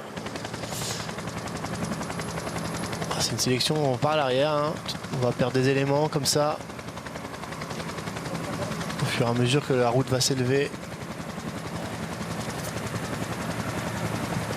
Je rappelle qu'il y a une portion de replat au milieu de cette ascension vers le chalet Reynard, juste avant ce chalet Reynard où la pente va se raplanir autour des 1 ou 2%. On va pouvoir un petit peu récupérer. À peu près 3 km là, on va y être sur cette partie vraiment en replat. Il résiste bien en tout cas, si l'écart est bon, l'homme de tête. Oui, il a quelques références, Pablo Castrillo, on l'a dit tout à l'heure. Tour du Portugal, c'est toujours une course difficile. Très difficile même. Pour plein de raisons. Il fait chaud. Oui, moi je voyais pas celle-ci, mais... 81, Fabien Doubé, je crois, c'est ça, Fabien Doubé qui reprend la compétition après plusieurs mois d'absence. Il reprend la compétition aujourd'hui, donc c'est normal qu'il soit distancé. C'est fini également en tout cas c'est compliqué pour Julian Nino. Maillot bleu de la Nice Métropole Côte d'Azur, autre équipe continentale française. Maxime Bouet.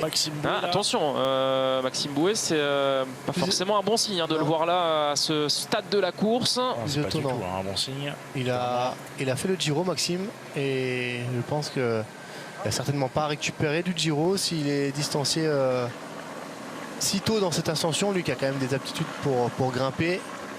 Il va pas être dans une bonne journée. Et juste devant lui, on avait Andrea Mifsud également pour l'équipe Nice Métropole Côte d'Azur. Le rythme est élevé malgré tout, malgré que la pente soit pas non plus si importante que cela. Et on va rattraper Asier Etxebarria qui faisait partie de l'échappée matinale tout à l'heure. Toujours cette grosse minute d'avance pour, on le rappelle, un seul homme en tête, l'Espagnol Pablo Castrillo, qui a lâché il y a quelques hectomètres Valentin Rotaillot, le dernier résistant français de cette échappée. Derrière le peloton est mené par la Movistar de Rubio et Ivan Sosa, avec le champion du Porto Rico, Abner González. Une équipe qui a disparu des premières positions depuis tout à l'heure, alors qui a quand même roulé presque toute la journée aussi, c'est la formation Israël, qui se fait un peu oublier pour l'instant. De Michael Woods et de Domenico Pozzovivo, et on le rappelle. Christopher Froome. Aussi. Oui. Qu'on avait vu protéger tout à l'heure. Mais là, ils sont un peu plus en retrait, ils sont un peu oubliés. Et justement, vous parlez de cette formation Israël Première Tech. Romain Aran, notre envoyé spécial, a rencontré ce matin Michael Woods pour avoir ses ambitions au départ de ce CIC Mont Ventoux 2023.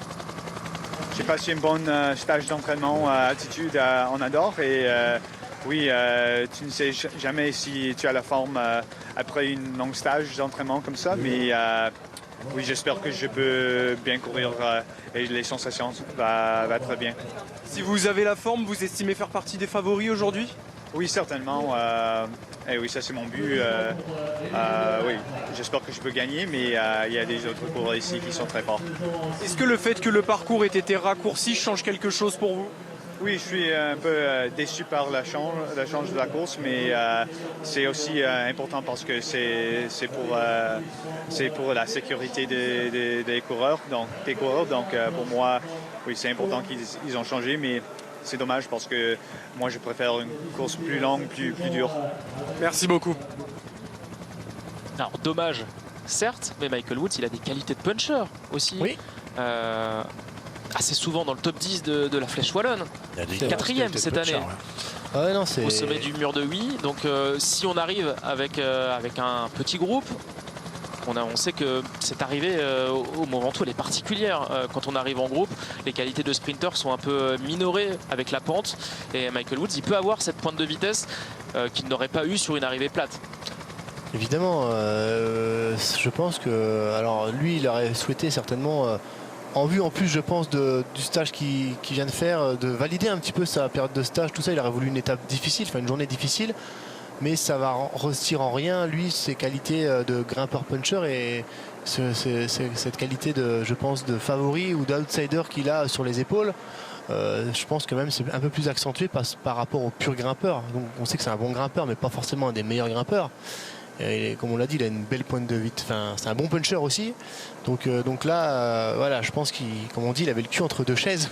Il voulait valider son stage qu'il a fait en ayant une étape difficile, en se rassurant. Et puis voilà, de l'autre côté, bon, il l'a dit aussi, c'est bien pour la sécurité des coureurs qu'on ait raccourci cette journée.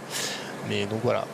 Donc je pense que malgré tout, il va le faire partie, je pense, des coureurs qu'on reverra en haut du classement tout à l'heure, dans les premières positions tout du moins. Et on rappelle le palmarès de ce CIC Mont Ventoux, l'édition 2022 qui avait été remportée par le portugais de la formation IF, désormais chez la Movistar, Ruben Guerrero. On avait eu le succès de Miguel Angel Lopez, d'Alexander Vlasov et donc de Jesus Herrada, seul des 4 à être présents cette année sur cette édition 2023, du beau monde quand même qui s'est imposé sur cette course. Ah bah, en haut du Ventoux, il n'y a jamais vraiment de surprise quand même. Oui, mais on a réussi à attirer aussi ce genre de coureur de par le placement dans le calendrier, jamais évident de trouver par le profil. C'est vrai, des classiques montagneuses d'un jour, il n'y en a pas finalement des masses dans le calendrier, même s'il y a la Mercantour classique qui essaye de s'imposer également, ce CIC Mont Ventoux. C'est compliqué aussi de placer sur la carte le calendrier des courses une classique montagneuse. Je pense que c'est même la seule.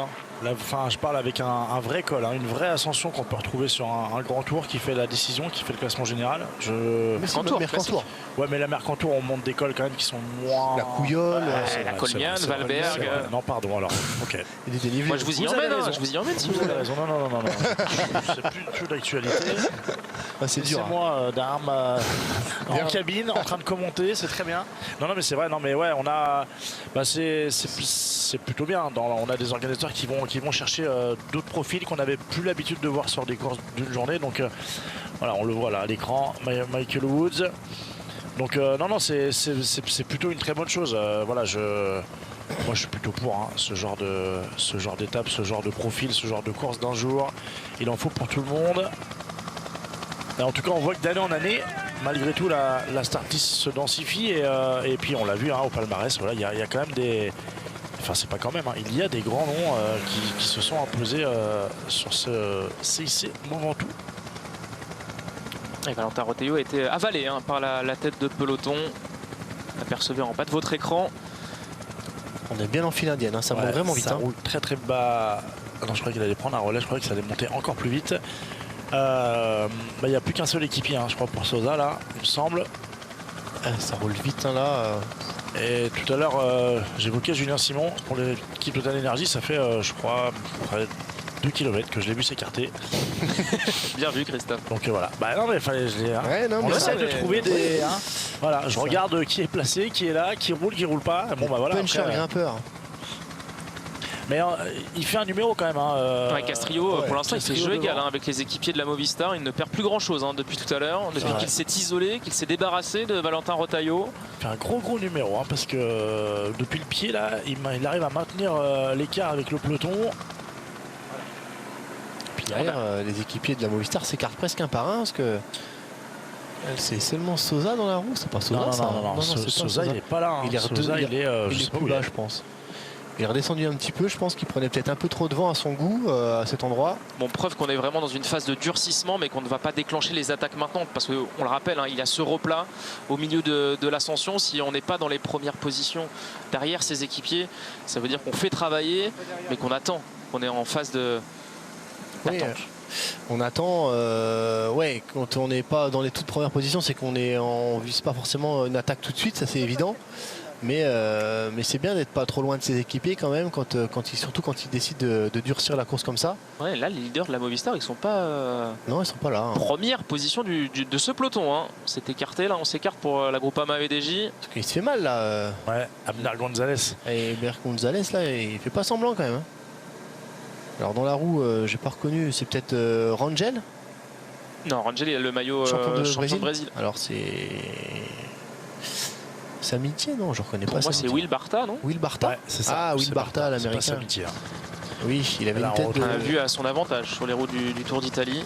Il ressemblait à un Sud-Américain, le coureur là, mais c'était bien un Américain tout court. Ouais, assez longtemps dans le top 20 hein, du général, Will Barta, parce qu'il a des très belles qualités de rouleur. Ça grimpe plutôt bien également pour l'Américain.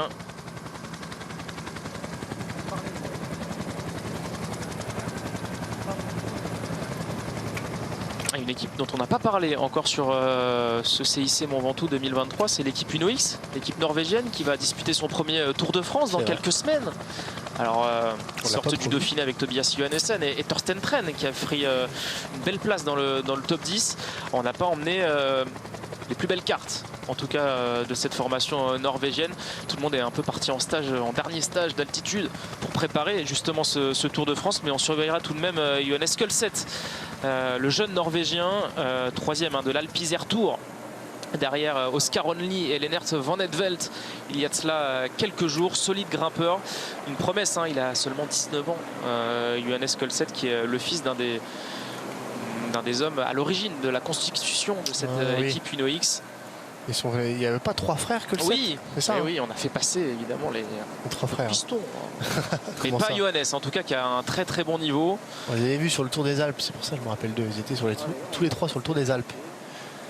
La fratrie Kølset, et qui devrait être le coureur protégé sur ce CIC Mont Ventoux. On a Niklas Egg quand même dans cette équipe qui a été par le passé dans l'équipe Trek, il me semble, qui est le Danois. Plutôt un bon coureur. On a un petit peu perdu de vue ces dernières saisons, mais à la base, c'est quand même un très bon grimpeur. Allez, changement. C'est la Groupama, ça?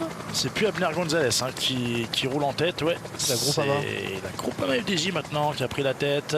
C'est délicat, hein, délicat entre le bleu de la Movistar et le bleu de la Groupama, mais c'est de bons yeux, Cédric Pinault.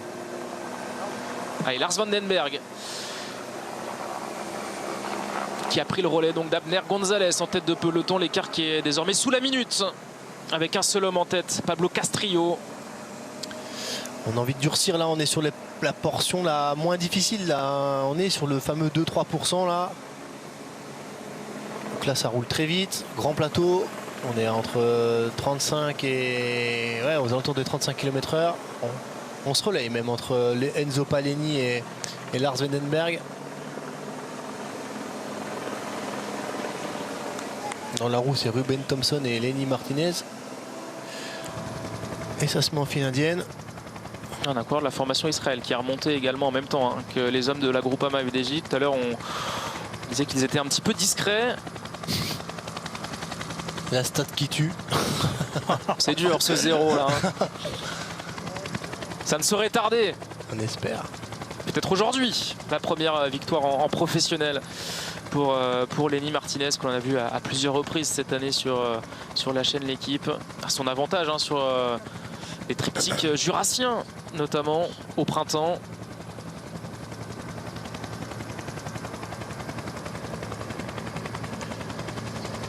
Il a un bon tempérament, ce Lenny Martinez, parce que il se cache pas non plus dans les interviews qu'il fait maintenant. Enfin, il va avoir l'habitude de faire des interviews de plus en plus, j'imagine, dans sa jeune carrière. Et il se cache pas. Rappelez-vous, après sa deuxième place autour du Jura, il avait dit c'est nul de faire deuxième et tout. Il est franc, enfin il se cache pas dans les émotions et encore aujourd'hui, tout à l'heure en interview, il avait dit il était déçu. Enfin voilà, il dit ce qu'il pense et c'est bien. On est tellement habitué à avoir des coureurs formatés par les discours qu'ils peuvent avoir en fin de course ou en début d'une course, au départ d'une course. Lui, c'est pas vraiment son style, j'ai l'impression. Tant mieux, hein, tant mieux. On remonte pour Valentin Paré-Peintre également sur la gauche de la route pour l'équipe AG2R Citroën Team. Parce que dans 3-4 km, on sera au Chalet Reynard. On a aperçu Merewi Kudus également pour l'équipe IF, l'Érythréen qui a des solides capacités de grimpeur-puncher également. Attention à lui, on a cité Simon Carr et Marc Padoun dans cette équipe IF, mais attention à Kudus qui peut être un outsider aujourd'hui, alors qu'on est de retour sur l'homme de tête, Pablo Castrillo de la Cairn Pharma, équipe continentale espagnole, que l'on voit beaucoup sur les courses françaises. Ouais, mais là, ça y est, là, il commence à perdre du temps, 40 secondes. Il a perdu beaucoup de temps là sur les 2 derniers kilomètres. On a vu même la voiture neutre de dépannage et on lui a demandé de repasser à l'avant. Donc c'est que voilà, on veut plus de véhicules intercalés entre l'homme de tête et le peloton. Tactiquement, c'est aussi intelligent de ne pas aller le chercher trop tôt non plus dans cette montée. Ouais, je suis pas sûr qu'il se. Non, là, il monte au rythme qu'ils ont défini. Après, franchement, je pense qu'il s'en occupe plus trop là, du coureur à l'avant. De toute façon, là, honnêtement, même s'il n'y a personne devant, c'est pas du tout propice pour des attaques. Là, ça roule beaucoup trop vite. Il y a encore beaucoup trop d'équipiers. De toute façon, là, je pense, dans le peloton, à mon avis, il va rien se passer. Avant le Chalet Reynard, je vois pas un coureur se découvrir, enfin du moins un coureur qui a envie de l'emporter, je le vois pas se découvrir si tôt. Vous apercevez en haut de votre image le sommet de ce Ventoux.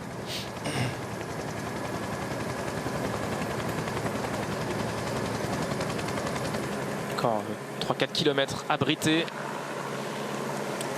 Allez, changement de formation. Sébastien Tronchon, AG2R Citroën. Ouais, on mise tout sur Valentin Paré-Peintre. Confirmation dans cette formation AG2R Citroën Team. Allez, la formation IF aussi, là, qui est en train de venir se replacer sur la gauche.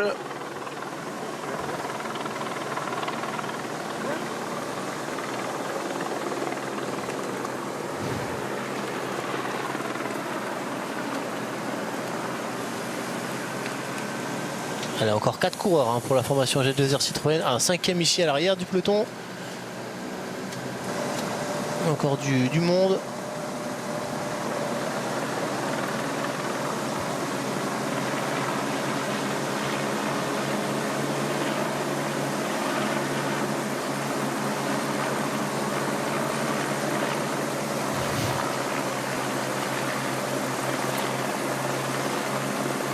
Valentin Paré-Peintre en 2e position pour cette équipe AG2R Citroën. Sur la droite de la route, vous avez les maillots de la Groupama FDJ pour Lenny Martinez. Équipe discrète pour l'instant. C'est la Cofidis de Jesus Serrada qui est plutôt en 2e ou voire 3e rideau, alors que Christopher Froome, vous le voyez, il n'a plus gagné depuis le 5 mai 2018. 5 ans, 1 mois, 8 jours. Et c'était même sur la chaîne L'équipe, pour vous dire. Bardonecchia Romandie, ça, non? Ah non, Bardonecchia, l'étape du Giro qu'il renverse. Romandie, ouais. 5 mai Si tôt que ça, non, plus tard que ça. Non. Ce 5 mai, on doit être dans la première semaine du Giro. Ouais, donc c'est la date qui est pas bonne. Ouais, c'est la date qui est pas bonne. Parce que Bardonecchia, c'était beaucoup plus tard que ça. À vérifier, mais fin mai plutôt. Fin mai, ouais. Ça me paraît tôt. On va dire. Mais bon, en tout cas, oui, à quelques jours près. Ça fait 5 ans que Chris Froome n'a plus levé les bras.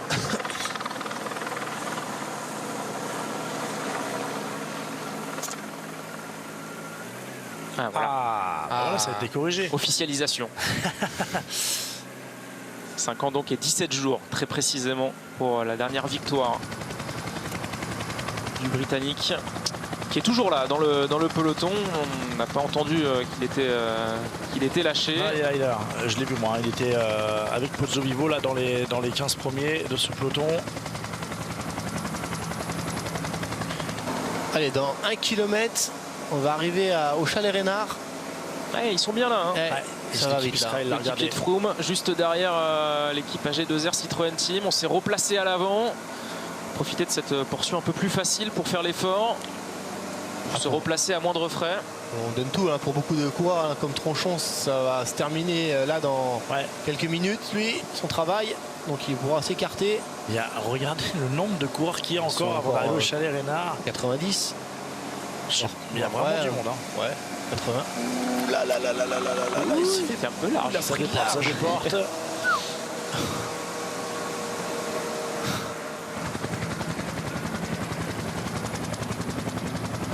On a aperçu Simon Carr en 3e position du train IF, le franco-britannique. Vainqueur d'étape sur le Tour des Alpes cette saison, la dernière journée.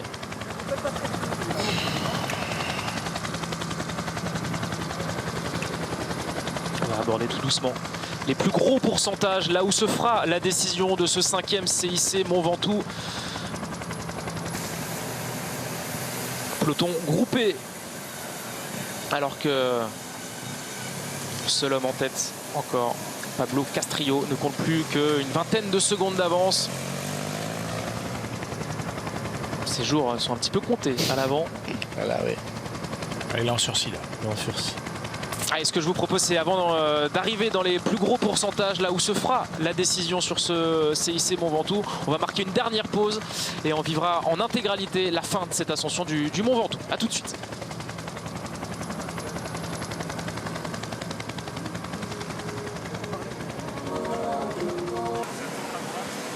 Pablo Castrillo toujours seul en tête dans ce final du CIC Mont Ventoux 2023. C'est le dernier rescapé de l'échappée matinale. Derrière le peloton, messieurs, est lancé à vive allure alors qu'on va arriver dans les pourcentages les plus difficiles de cette ascension. Ça y est, ouais, on va y arriver. On va arriver au Chalet Reynard. Là, on va se retrouver 6 km, des pentes à quasiment 8% de moyenne, complètement à découvert. On va voir les conditions météo. On sait, le vent a un impact très important sur le Ventoux.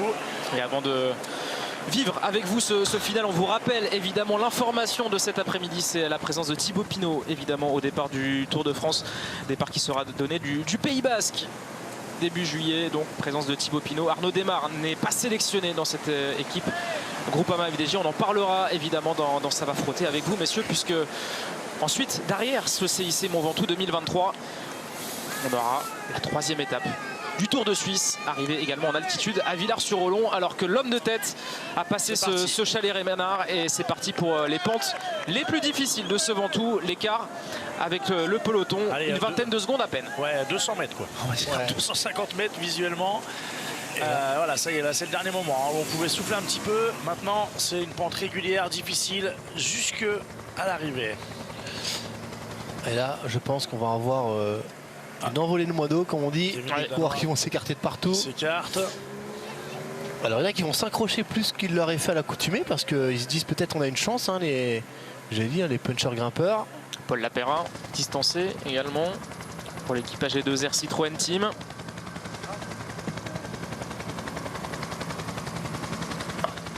Alors est-ce qu'une nouvelle équipe va prendre la barre? Vous apercevez les premières images du Tour de Suisse en direct avec le maillot jaune. Stefan Kung qui malheureusement, on va pas rêver.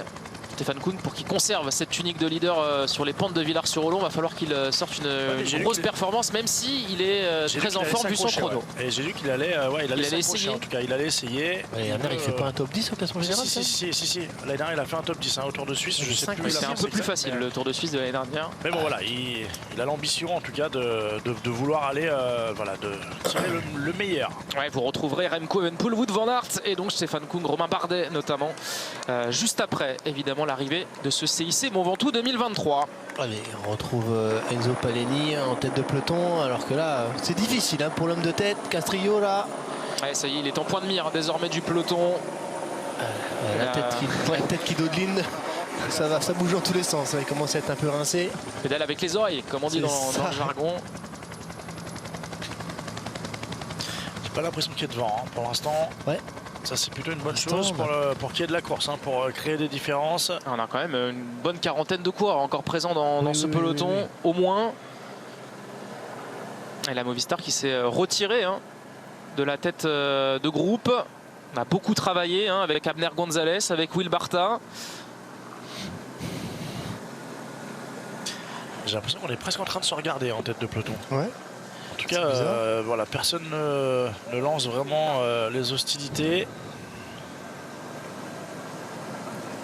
On a les Arkea qui sont bien placés, je pense, avec on a aperçu je pense que le petit coureur c'est Verret et Reis, Michael Reis et Alessandro Verret. Ouais, c'est ça, Reis et Verret. C'est pas Christian Rodriguez là dans la roue. Non, c'est Verret avec Lars Vandenberg qui continue son travail de sape. Et il roule fort là. Là ça y est, c'est clairement accéléré. depuis le virage à gauche là. On le voit, qui était ravi de prendre part à son premier Giro, mais qui avait dû quitter les routes italiennes malheureusement malade au bout de 8 étapes. Ouais, pour Michel Riss c'est fini. On l'a vu là, il s'est écarté. Wow, ça fait mal là, il a pris trop relais. Il est en train de mettre tout le monde en file indienne. Véry qui s'en va, Véry qui s'en va tout seul. Lenny Martinez qui pour l'instant est revenu dans la roue de son coéquipier. On va voir s'il réagit. Je sais pas si c'est Véry. Véry il me paraît plus petit que ça pour moi. Alessandro Véry. Ça serait qui alors? Rodriguez, celui-là? Je ne reconnais pas. Là, sur cette vue de face, je n'ai pas réussi à le reconnaître. Ouais, ça casse de partout. Ah non, pas en tout cas, à l'arrière. Alors que Lenny Martinez est parti derrière en poursuite de Christian Rodriguez. Christian Rodriguez, il avait terminé 6e l'année passée de cette même course. Et derrière, Lenny Martinez est parti et revient sur l'Espagnol. Christopher Froome lâché. Il n'y aura pas de victoire 5 ans après. Pas aujourd'hui en tout cas. C'était également fini pour Jordan Jega pour la formation CIC Nantes Atlantique. Et devant, on est parti pour l'instant un petit duo qui conserve quelques longueurs d'avance sur l'équipe Israël Première Tech. C'est Williams qui est en train de rouler là pour l'équipe Israël. Stephen Williams, exactement. Il doit avoir Woods dans la roue. Christian Rodriguez qui se retourne avec dans la roue Lenny Martinez. L'équipe Israël autour de Michael Woods. Jesus Serrada également qui est revenu dans les premières positions. On a Ener Rubio également bien placé, le petit coureur de la formation Movistar. On est revenu sur Rodriguez et Martinez. Et Woods qui contre. Attaque de Woods. Woods qui contre, on a Rubio, on a Ivan Sosa aussi qui est là. Et derrière ça craque, Rubio qui n'arrive pas qui va raccrocher tout de même Christian Rodriguez. Ouf, la sélection c'est vite faite. On est en train de partir à 4 là devant, à 4 km justement de l'arrivée. On a Christian Rodriguez, on a Lenny Martinez, on a Michael Woods. Ça monte très vite là. Eh bien Ener Rubio en 4e position. Alors j'ai pas bien vu, peut-être c'est entre Sosa et Rubio. Je pense que c'est Rubio. Non, c'est Rubio. Rubio. Sosa est derrière là. Ouais, c'est Rubio, ouais. Là derrière c'est un IF qui fait l'effort pour revenir, un coureur de la formation IF. Voilà, Woods il est fort. Ouais. Depuis tout à l'heure là il est en danseuse, il a fait exploser tout le monde. Seulement 3 coureurs qui ont réussi à suivre. Christian Rodriguez, j'ai l'impression que ça commence à être un peu difficile. Oh là là, même Lenny Martinez, attention, on est limite. Et grand plateau, il est grand plateau Michael Woods. Ouais, grosse force du Canadien là qui met Ener Rubio vraiment au supplice. Ouais. Incroyable. On est dans des passages à 9-10% là, à 3,6 km de l'arrivée. Ça ressort de derrière avec encore de la formation IF, Simon Kerr. Ivan Sosa là-bas, Jesus Serrada dans ce deuxième groupe. Simon Kerr là il est parti à contre-temps. Je pense que là pour rentrer c'est compliqué. Là-bas regardez Rubio. Rubio a craqué. Ouais. Et quelques longueurs derrière le désormais trio Christian Rodriguez qui prend un relais. Il y a un petit peu de vent, on voit le beau drapeau, le vent vient de la gauche. C'est pour ça que les coureurs sont calés à droite. Donc en fait, quand on est dans la roue, c'est pour ça que tout à l'heure, Woods faisait mal à tout le monde. Kerr, il est revenu. Fort Kerr. Kerr, il est fort. En tout cas, revenu sur Rubio dans un premier temps. Et Woods accélère de nouveau. Il l'a vu, forcément, Michael Woods. Wow. Et là, on prend un éclat. Là, on voit derrière Rubio, Simon Kerr là. Et ouais, c'est ce que je disais là, avec le vent, le problème c'est qu'on a du mal à s'abriter. Le vent qui vient de la gauche.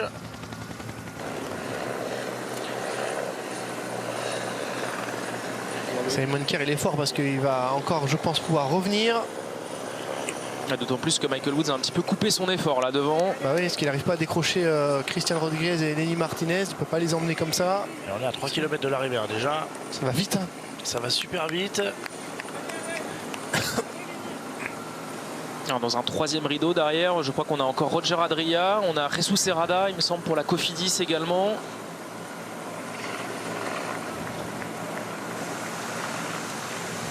Ça s'observe beaucoup.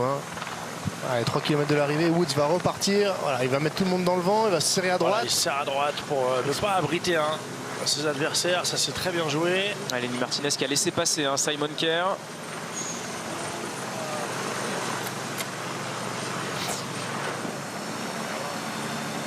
C'est Sosa, qui revient. Rubio là-bas, il accuse le coup. Il a suivi tout à l'heure l'attaque de Woods, mais là il accuse le coup. C'est Sosa qui est en train de Peut-être de faire la jonction, en tout cas de tenter de rentrer à l'avant. Ouais, je pense qu'il va rentrer. À l'avant, on s'observe beaucoup. Woods a mis tellement tout le monde dans le dur que personne ne veut collaborer avec lui. Attention à Rubio, hein, on l'a vu, hein, à Crans-Montana, il avait été décroché plusieurs reprises par Thibaut Pinot notamment et Jefferson Cepeda. Et puis finalement, en résistant, en lissant son effort, il avait pu revenir dans les derniers hectomètres. Ah mais là il s'est quand même fait exploser tout à l'heure. Je pense que là il est pas sûr. Enfin au départ il n'a pas lissé vraiment son effort. Là après ça veut pas dire qu'il va pas retrouver un second souffle et qu'il va pas réussir à. Là on a bien ralenti. Voilà. Attention Woods qui retourne alors que Sosa avait fait la jonction. Oulala Sosa. Oulala Sosa. On avait bien ralenti quand même dans ce groupe de tête là. Et Woods grand plateau toujours. Hein, je tiens à le préciser. Il monte vite. Hein. Ils ont peut-être vent dans le dos. Ouais. Le vent, il y a peut-être 3 quarts. Il y a peut-être 3 quarts d'eau. 3 quarts d'eau. C'est vrai que ça va vite. Hein. C'est un exercice de force. Hein. Voilà. Travaille son coup de pédale en montagne. Franchement, ça va très vite. Hein. Ouais, Simon Kier qui est en train de payer un petit peu ses efforts là. Hein. Lorsqu'il était parti à contre-temps seul à la poursuite du trio à l'avant. On a vu Sosa également distancé. On a vu Martinez qui s'est retourné pour un peu se rassurer là. Regardez si derrière ça avait suivi. Et dans un troisième rideau, on a également Valentin Paré-Peintre et Domenico Pozzovivo qu'on a aperçu dans le troisième groupe. On est content quand Woods s'arrête. Il va repartir Woods, je pense. Il est trop fort en fait. Il fait mal à tout le monde, Woods. Voilà, ça va permettre à Simon Kier de revenir, peut-être à Sosa.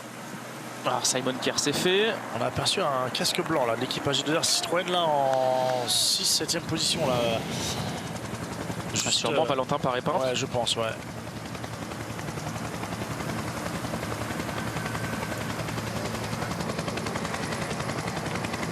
Ouais, non mais t'as raison, hein, Cédric. Hein, ils ont, je pense qu'il y a vent favorable, hein, parce que là, clairement, on monte pas grand plateau à cet endroit-là. Ah non, moi je me rappelle, je montais pas grand plateau ici. Non, c'est vrai que ça va vite. Hein.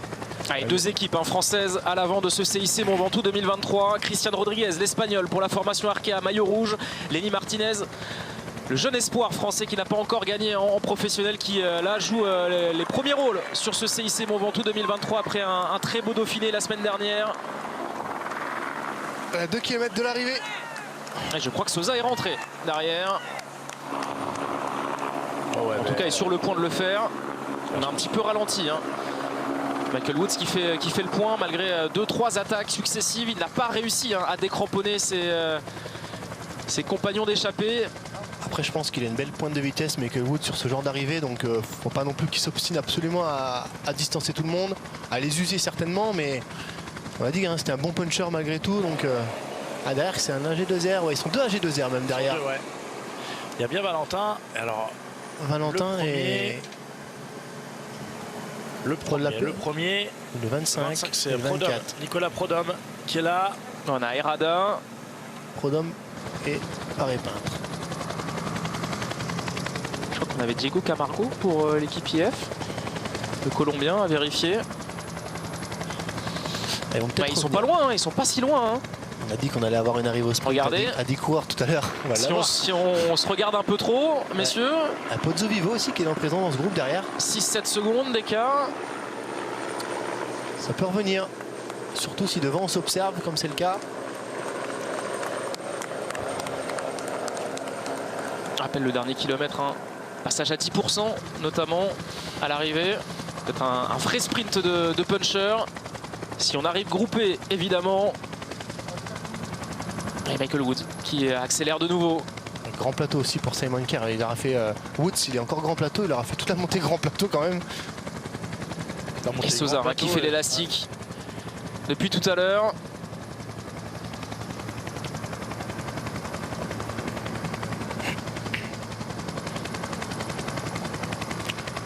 Alors est-ce qu'on se rapproche sur cette vue d'hélico entre les deux groupes? Ouais, Valentin Paré-Peintre qui est parti, hein, qui a contré après le gros travail de Nicolas Prodhomme. Faire la jonction avec Domenico Pozzovivo notamment dans la roue. Jesus Herrada est un peu court pour l'instant. Ouais. Confirmation que Champoussin qui revient de l'arrière là, n'était pas dans ce groupe initialement. C'était bien Diego Camargo pour l'équipe IF. Devant la stèle Tom Simpson.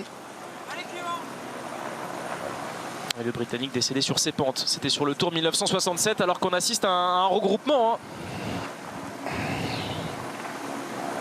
en tête. Et Champoussin même qui va faire la jonction. Ils vont être une dizaine, comme vous le disiez Cédric en préambule.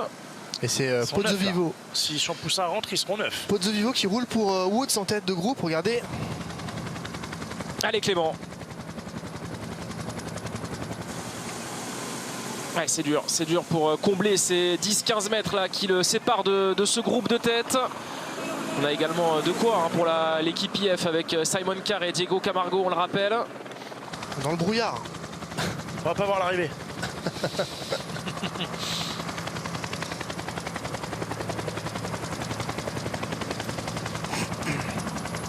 Ah, Clément Champoussin là, franchement Clément, ça va être compliqué. Là maintenant. De mémoire, une arrivée groupée au Ventoux. Il va falloir remonter. Hein. Dans les statistiques. Ouais, Domenico Pozzovivo qui travaille pour Michael Woods. Simon Kerr en troisième position. Christian Rodriguez sur la gauche de votre écran pour l'équipe Arkea Samsic. C'est un peu dur pour Valentin Paré-Peintre qui grimace. Est en train de perdre quelques longueurs malheureusement. Là on est avec Michael Biscara, ouais, tout à fait, qui est en train de rentrer sur Clément Champoussin.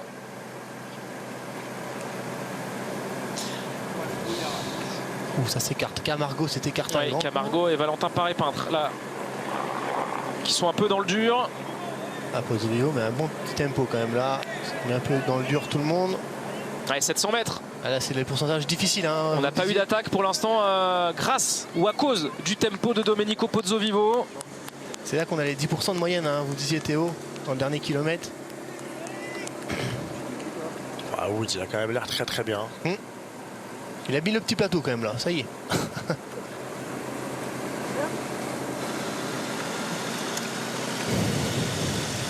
Et tout le monde n'arrive pas à accrocher le tempo de Pozzovivo à l'avant.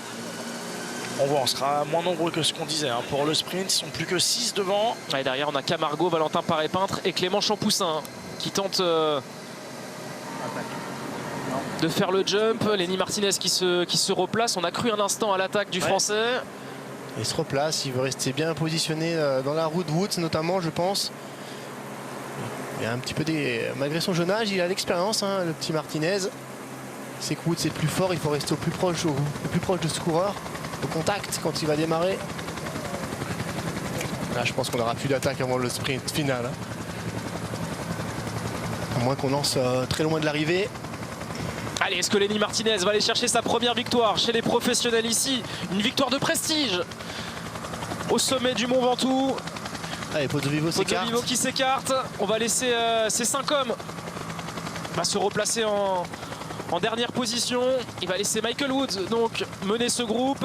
Juste derrière, on a Lenny Martinez, Christian Rodriguez pour l'équipe Arkea Samsic, Simon Kerr qui se replace également dans la roue du Français. 250 mètres. Simon Kerr ne pourra pas faire le sprint. Sousa non plus. Je pense que ça va jouer entre les 3 premiers là. Lenny Martinez, Christian Rodriguez, Michael Woods. Allez, c'est parti pour Lenny Martinez qui déclenche la première accélération dans ce groupe. Simon Kerr qui est également très bien. Attention ce virage à droite là. Oh, ça sert très fort là entre Michael Woods et Lenny Martinez. Michael Woods qui a pris l'intérieur. On voit pas la voiture. Et Lenny Martinez qui est en train d'accélérer. Est-ce qu'il va aller s'imposer ici sur les routes du Mont Ventoux? Oui, première victoire chez les professionnels pour Lenny Martinez. Elle est superbe. Elle est surtout devant du très beau monde dans un lieu emblématique. Ouais. Félicitations Lenny. Félicitations bonhomme, exactement. Il a été très malin, il a laissé faire Woods qui était le plus fort je pense. Mais il a su jouer de son punch, hein. Il a un bon petit punch Lenny Martinez. Ouais, on n'était pas sûr avec la voiture dans la dernière ligne droite.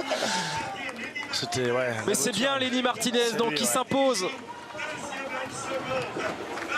au sommet du Ventoux. Et qui succède donc à Ruben Guerrero au palmarès de ce CIC Mont Ventoux, 5e édition. Derrière, on se bat pour les places d'honneur avec Meraoui Kudus qui en termine à présent. Nicolas Prodhomme aussi qui arrive. Et il est là, Lenny, tout de suite, on se court. Il fait pas chaud là au sommet, j'ai l'impression. Bravo, hein, chapeau. Hein. Il s'est pas laissé. Il a voulu déjà prendre le virage en tête. Woods est venu à l'intérieur.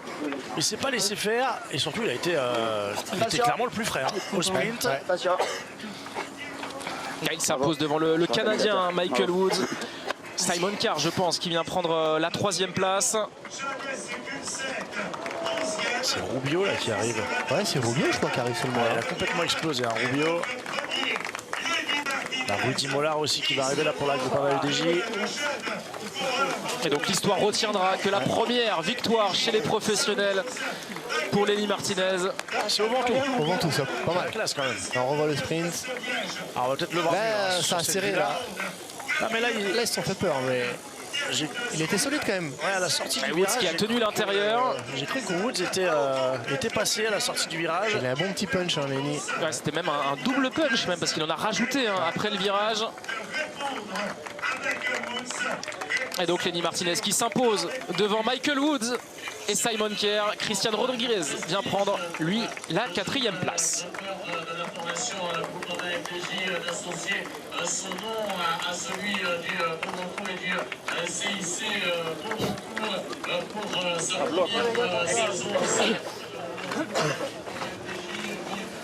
Incroyable, hein, Lenny Martinez, on l'attendait cette première victoire pour le jeune français Lenny Martinez qu'on a beaucoup suivi sur la chaîne L'équipe. Vous étiez certainement avec nous, notamment sur la classique Grand Besançon 12. On se souvient de cette 2e place.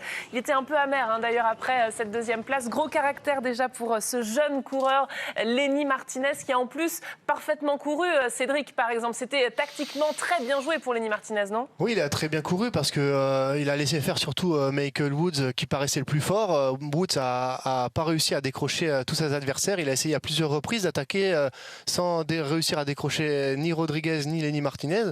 Martinez avait bien compris que Woods était certainement le plus fort et il a tout mis, toutes ses cartes sur une arrivée groupée. Il avait confiance en son punch. Nous, on ne connaît pas encore vraiment son punch. On n'avait jamais vu à l'œuvre. Donc, il peut être très fier de sa course, qu'il a été certainement un des plus forts, mais surtout le plus malin. Christophe, Lenny Martinez, on l'a dit, va avoir 20 ans le 11 juillet prochain. Donc pour l'instant, c'est sa première saison en World Tour. Mais moi, je m'étais amusée un peu à calculer le nombre de jours qu'il a passé en World Tour. 21 depuis le début de sa saison. On rappelle que c'est sa première saison vraiment globale avec cette équipe. C'est quand même incroyable, non? Ça veut dire beaucoup de ce qu'on attend de Lenny Martinez du côté de la Groupama FDJ, non? Ouais, vous avez raison. Hein. C'est clair que c'est impressionnant. Hein. Avoir déjà à son âge, sur sa première année pro, autant de jours en World Tour. Souvent, on est réticent quand même à faire courir tout de suite les jeunes coureurs comme ça à ce niveau-là. Et ben, tout simplement, c'est qu'on connaît parfaitement Lenny Martinez au sein de la Groupama FDJ. On a un pôle performance qui est là et qui est très bon et qui en tout cas fait confiance à Lenny Martinez aujourd'hui, ce qu'il vient de nous montrer là face à une grosse concurrence. Honnêtement, en plus on a vu de la sérénité, hein. Il s'est jamais affolé dans l'ascension. Il y a une ou deux fois il était un tout petit peu limite, mais bon, Woods a mis tellement des grosses attaques que c'est logique. Et moi ce que j'ai aimé quand même, c'est l'attitude sur le sprint, hein. Le fait de vouloir prendre ce virage en tête, le fait de ne pas avoir peur de Woods, le fait de limite venir au contact, hein. Dans le dernier virage, voilà, ça montre une grosse force de caractère, une grosse détermination. Donc chapeau, bravo, hein. Bravo Lenny, une magnifique première victoire au Ventoux. L'attendait tellement. Alors je vous ai parlé de sa 2e place sur la classique Grand Besançon 12. Il a aussi terminé 4e de la Mercantour, ça c'est plus récent. Puis il a aussi fait un magnifique critérium du Dauphiné. Il a juste perdu du temps lors de la dernière étape, vous l'aviez rappelé, avec Théo notamment. On n'a qu'une envie de l'écouter, non? Justement, Lenny Martinez, il y aura bientôt le Tour de Suisse. On n'oublie pas qu'on continue à suivre cette course qui a commencé dimanche et qui en plus aujourd'hui part aussi vers la montagne. Journée 100% montagne aujourd'hui sur la chaîne L'équipe. Il y aura certainement un nouveau leader, c'est Stephen Kung, toujours, qui est leader depuis dimanche, et on attend beaucoup de grabuge du côté du classement général et dans cette montée également. Lenny Martinez vient de repasser la ligne à nouveau. Bah oui, on savoure cette victoire, cette victoire pour ce jeune coureur à nouveau, la première donc de sa carrière, la première qui va beaucoup compter, et il est au micro de Romain. Lenny, félicitations, magnifique victoire, votre première en pro, qu'est-ce que vous ressentez? C'est des super sensations quand je passe la ligne. Je me demande encore s'il n'y a pas un mec devant ou quoi. Genre, je me dis c'est pas possible. Enfin, c'est super, première victoire. C'était moi le premier en haut et en haut du Mont Ventoux. Surtout pour une première victoire, je suis vraiment content. Vous avez bien choisi l'endroit en tout cas. Ouais, j'aurais bien aimé au début que ce soit à la Malade parce que à Besançon j'avais fait un an de vélo là-bas, mais finalement c'est vrai que je préfère peut-être le Ventoux. C'est encore plus beau. Racontez-nous un petit peu les derniers kilomètres. Vous étiez à la bagarre avec des coureurs excellents d'ailleurs et vous avez attendu les derniers hectomètres au final pour faire la différence. Ouais, j'ai attendu. Peut-être que je manquais un peu de confiance en moi pour attaquer. Mais c'est vrai que aussi les autres quand ils attaquaient, ça faisait vraiment mal. Donc je me suis dit il y en a bien un, sinon ça va bien attaquer avant la ligne et voilà, après ça va se faire à la pédale dans les lames. Et voilà, j'ai vu le panneau 50 ou 100 mètres, j'ai dit faut virer, faut y aller maintenant quoi. Et virage très serré et après avec la giclette hop jusqu'en haut et ça l'a fait. Vous dites que c'est un manque de confiance ou alors c'est un signe de maturité aussi? Ouais aussi, c'est aussi ça, après faut pas non plus faire n'importe quoi et attaquer et se mettre dans le rouge et se faire contrer et puis voilà quoi. Donc faut bien gérer ses forces jusqu'au bout et en garder le plus possible. Ce matin vous vous attendiez à gagner? Est-ce que vous l'aviez imaginé? J'imagine gagner après c'est toutes les courses où j'ai la possibilité de gagner et je suis leader donc voilà, aujourd'hui bien sûr que j'y pensais mais voilà c'est tellement un truc de fou, une victoire chez les professionnels qu'on y pense mais on se dit voilà, peut-être un jour ça m'arrivera et voilà c'est aujourd'hui. Vous avez déjà l'impression de prendre rendez-vous pour la suite aussi? Ouais c'est sûr mais voilà après maintenant là je vais faire le championnat de France et après le stage prépa Vuelta, je vais aller en altitude après donc voilà ça signe un beau bloc de fin de course avec le Dauphiné, je suis content et voilà. Mais vous savez que les attentes vont être énormes là. Ouais mais bon je vais pas freiner à 500 mètres de la ligne non plus quoi donc voilà si je fais déjà ça maintenant, si je le ferai encore mieux l'année prochaine, je ferai encore mieux et puis voilà. On a parlé rapidement du programme, le programme jusqu'à la Vuelta c'est quoi? Là c'est le championnat de France, je vais faire le chrono et la route. Ensuite ce sera un stage en altitude à Tignes, mon premier stage d'altitude et après sûrement le Tour de Pologne et la Vuelta. Et après la Vuelta, on verra comment je sors de la Vuelta. Merci beaucoup Lénie. Il vous l'a dit, il sera aligné sur la Vuelta. On rappelle que l'autre information du côté de l'équipe Groupama FDJ, c'est l'officialisation de 5 noms qui participeront au Tour de France. C'est tombé aujourd'hui. Thibaut Pinot figure dans cette liste et pas Arnaud Desmar. On reviendra bien sûr sur tout ça dans Ça va frotter un petit peu plus tard. Lenny Martinez qui s'impose donc. Il y a plein d'informations qu'on a pêchées aujourd'hui. Christophe, il y en a une qu'on peut également souligner, c'est qu'on rappelle que le Dauphiné, course for le Tour, c'est terminé dimanche. Ça veut dire qu'il y a un jour entre aujourd'hui et la fin du Dauphiné et il gagne, Lenny Martinez, à 19 ans. Ouais, c'est ça, c'est quand même à noter. Il a été 4e de l'American Tour Classique. Il était il y a 48 heures sur les routes du Dauphiné. On a vu l'exigence de ce Dauphiné remporté par Vingegaard et il termine 18e. Et là, seulement 2 jours après, il est encore là, il est présent et surtout il vient le remporter d'une magnifique façon là, ce Ventoux. Donc voilà, ça montre des très belles qualités de récupération et ça montre déjà un fort potentiel et surtout qu'il se connaît très bien. Tout à l'heure il nous a expliqué qu'hier il a fait un déblocage, il n'a pas fait une journée de repos, il s'est pas laissé piéger par cette journée un petit peu, c'est jamais très évident d'enchaîner comme ça quand on n'a qu'une journée. Donc grande expérience et puis ça laisse présager vraiment des belles choses pour l'avenir. Il a des grosses facultés de récupération. Il va aller où, Lenny Martinez? Lui, évidemment, il ne va pas nous répondre dans l'entourage de la Groupama FDJ non plus. Et on ne veut pas en faire des caisses. Mais ça veut dire quoi sur lui? Il peut aller où, Lenny? J'ai pas entendu le début de votre question. Il peut aller jusqu'où, Lenny Martinez? Là, je sais pas si il connaît lui-même ses propres limites. C'est à vous que je pose la question. Ouais, je sais pas, non. On connaît pas ses limites. Il a 20 ans à peine, donc il se découvre encore, je pense. Je pense qu'il peut aller viser les courses par étapes, c'est sûr. Il a des aptitudes en montagne, ça c'est indéniable. Le chrono, il continue de progresser. On avait vu notamment autour de Romandie qu'il avait fait un très beau chrono dans les 10 premiers, je crois. Donc je pense que là, il va faire le championnat de France de contre-la-montre aussi. Donc au chrono, il a encore certainement à progresser, mais il va progresser. Il va prendre aussi beaucoup de puissance, de caisse, comme on dit. Donc il va prendre un peu de muscle parce que vous avez vu, il est très frêle. Il doit faire 50 kilos. Donc non, on peut s'attendre à avoir un coureur de course par étape. Et oui, qui avait commencé par le cyclocross notamment. Mais bon, je ne vais pas vous le rappeler aussi. Théo Barbet du Kiel, bravo déjà pour ce commentaire et ses émotions. On va faire le classement avec vous. Merci, oui, Lenny Martinez donc qui s'impose devant Michael Woods et Simon Kerr. 2 autres Français dans ce top 10, Clément Champoussin et Valentin Paré-Peintre. Pas de Christopher Froome, messieurs. 55e finalement aujourd'hui le Britannique. Pas une surprise.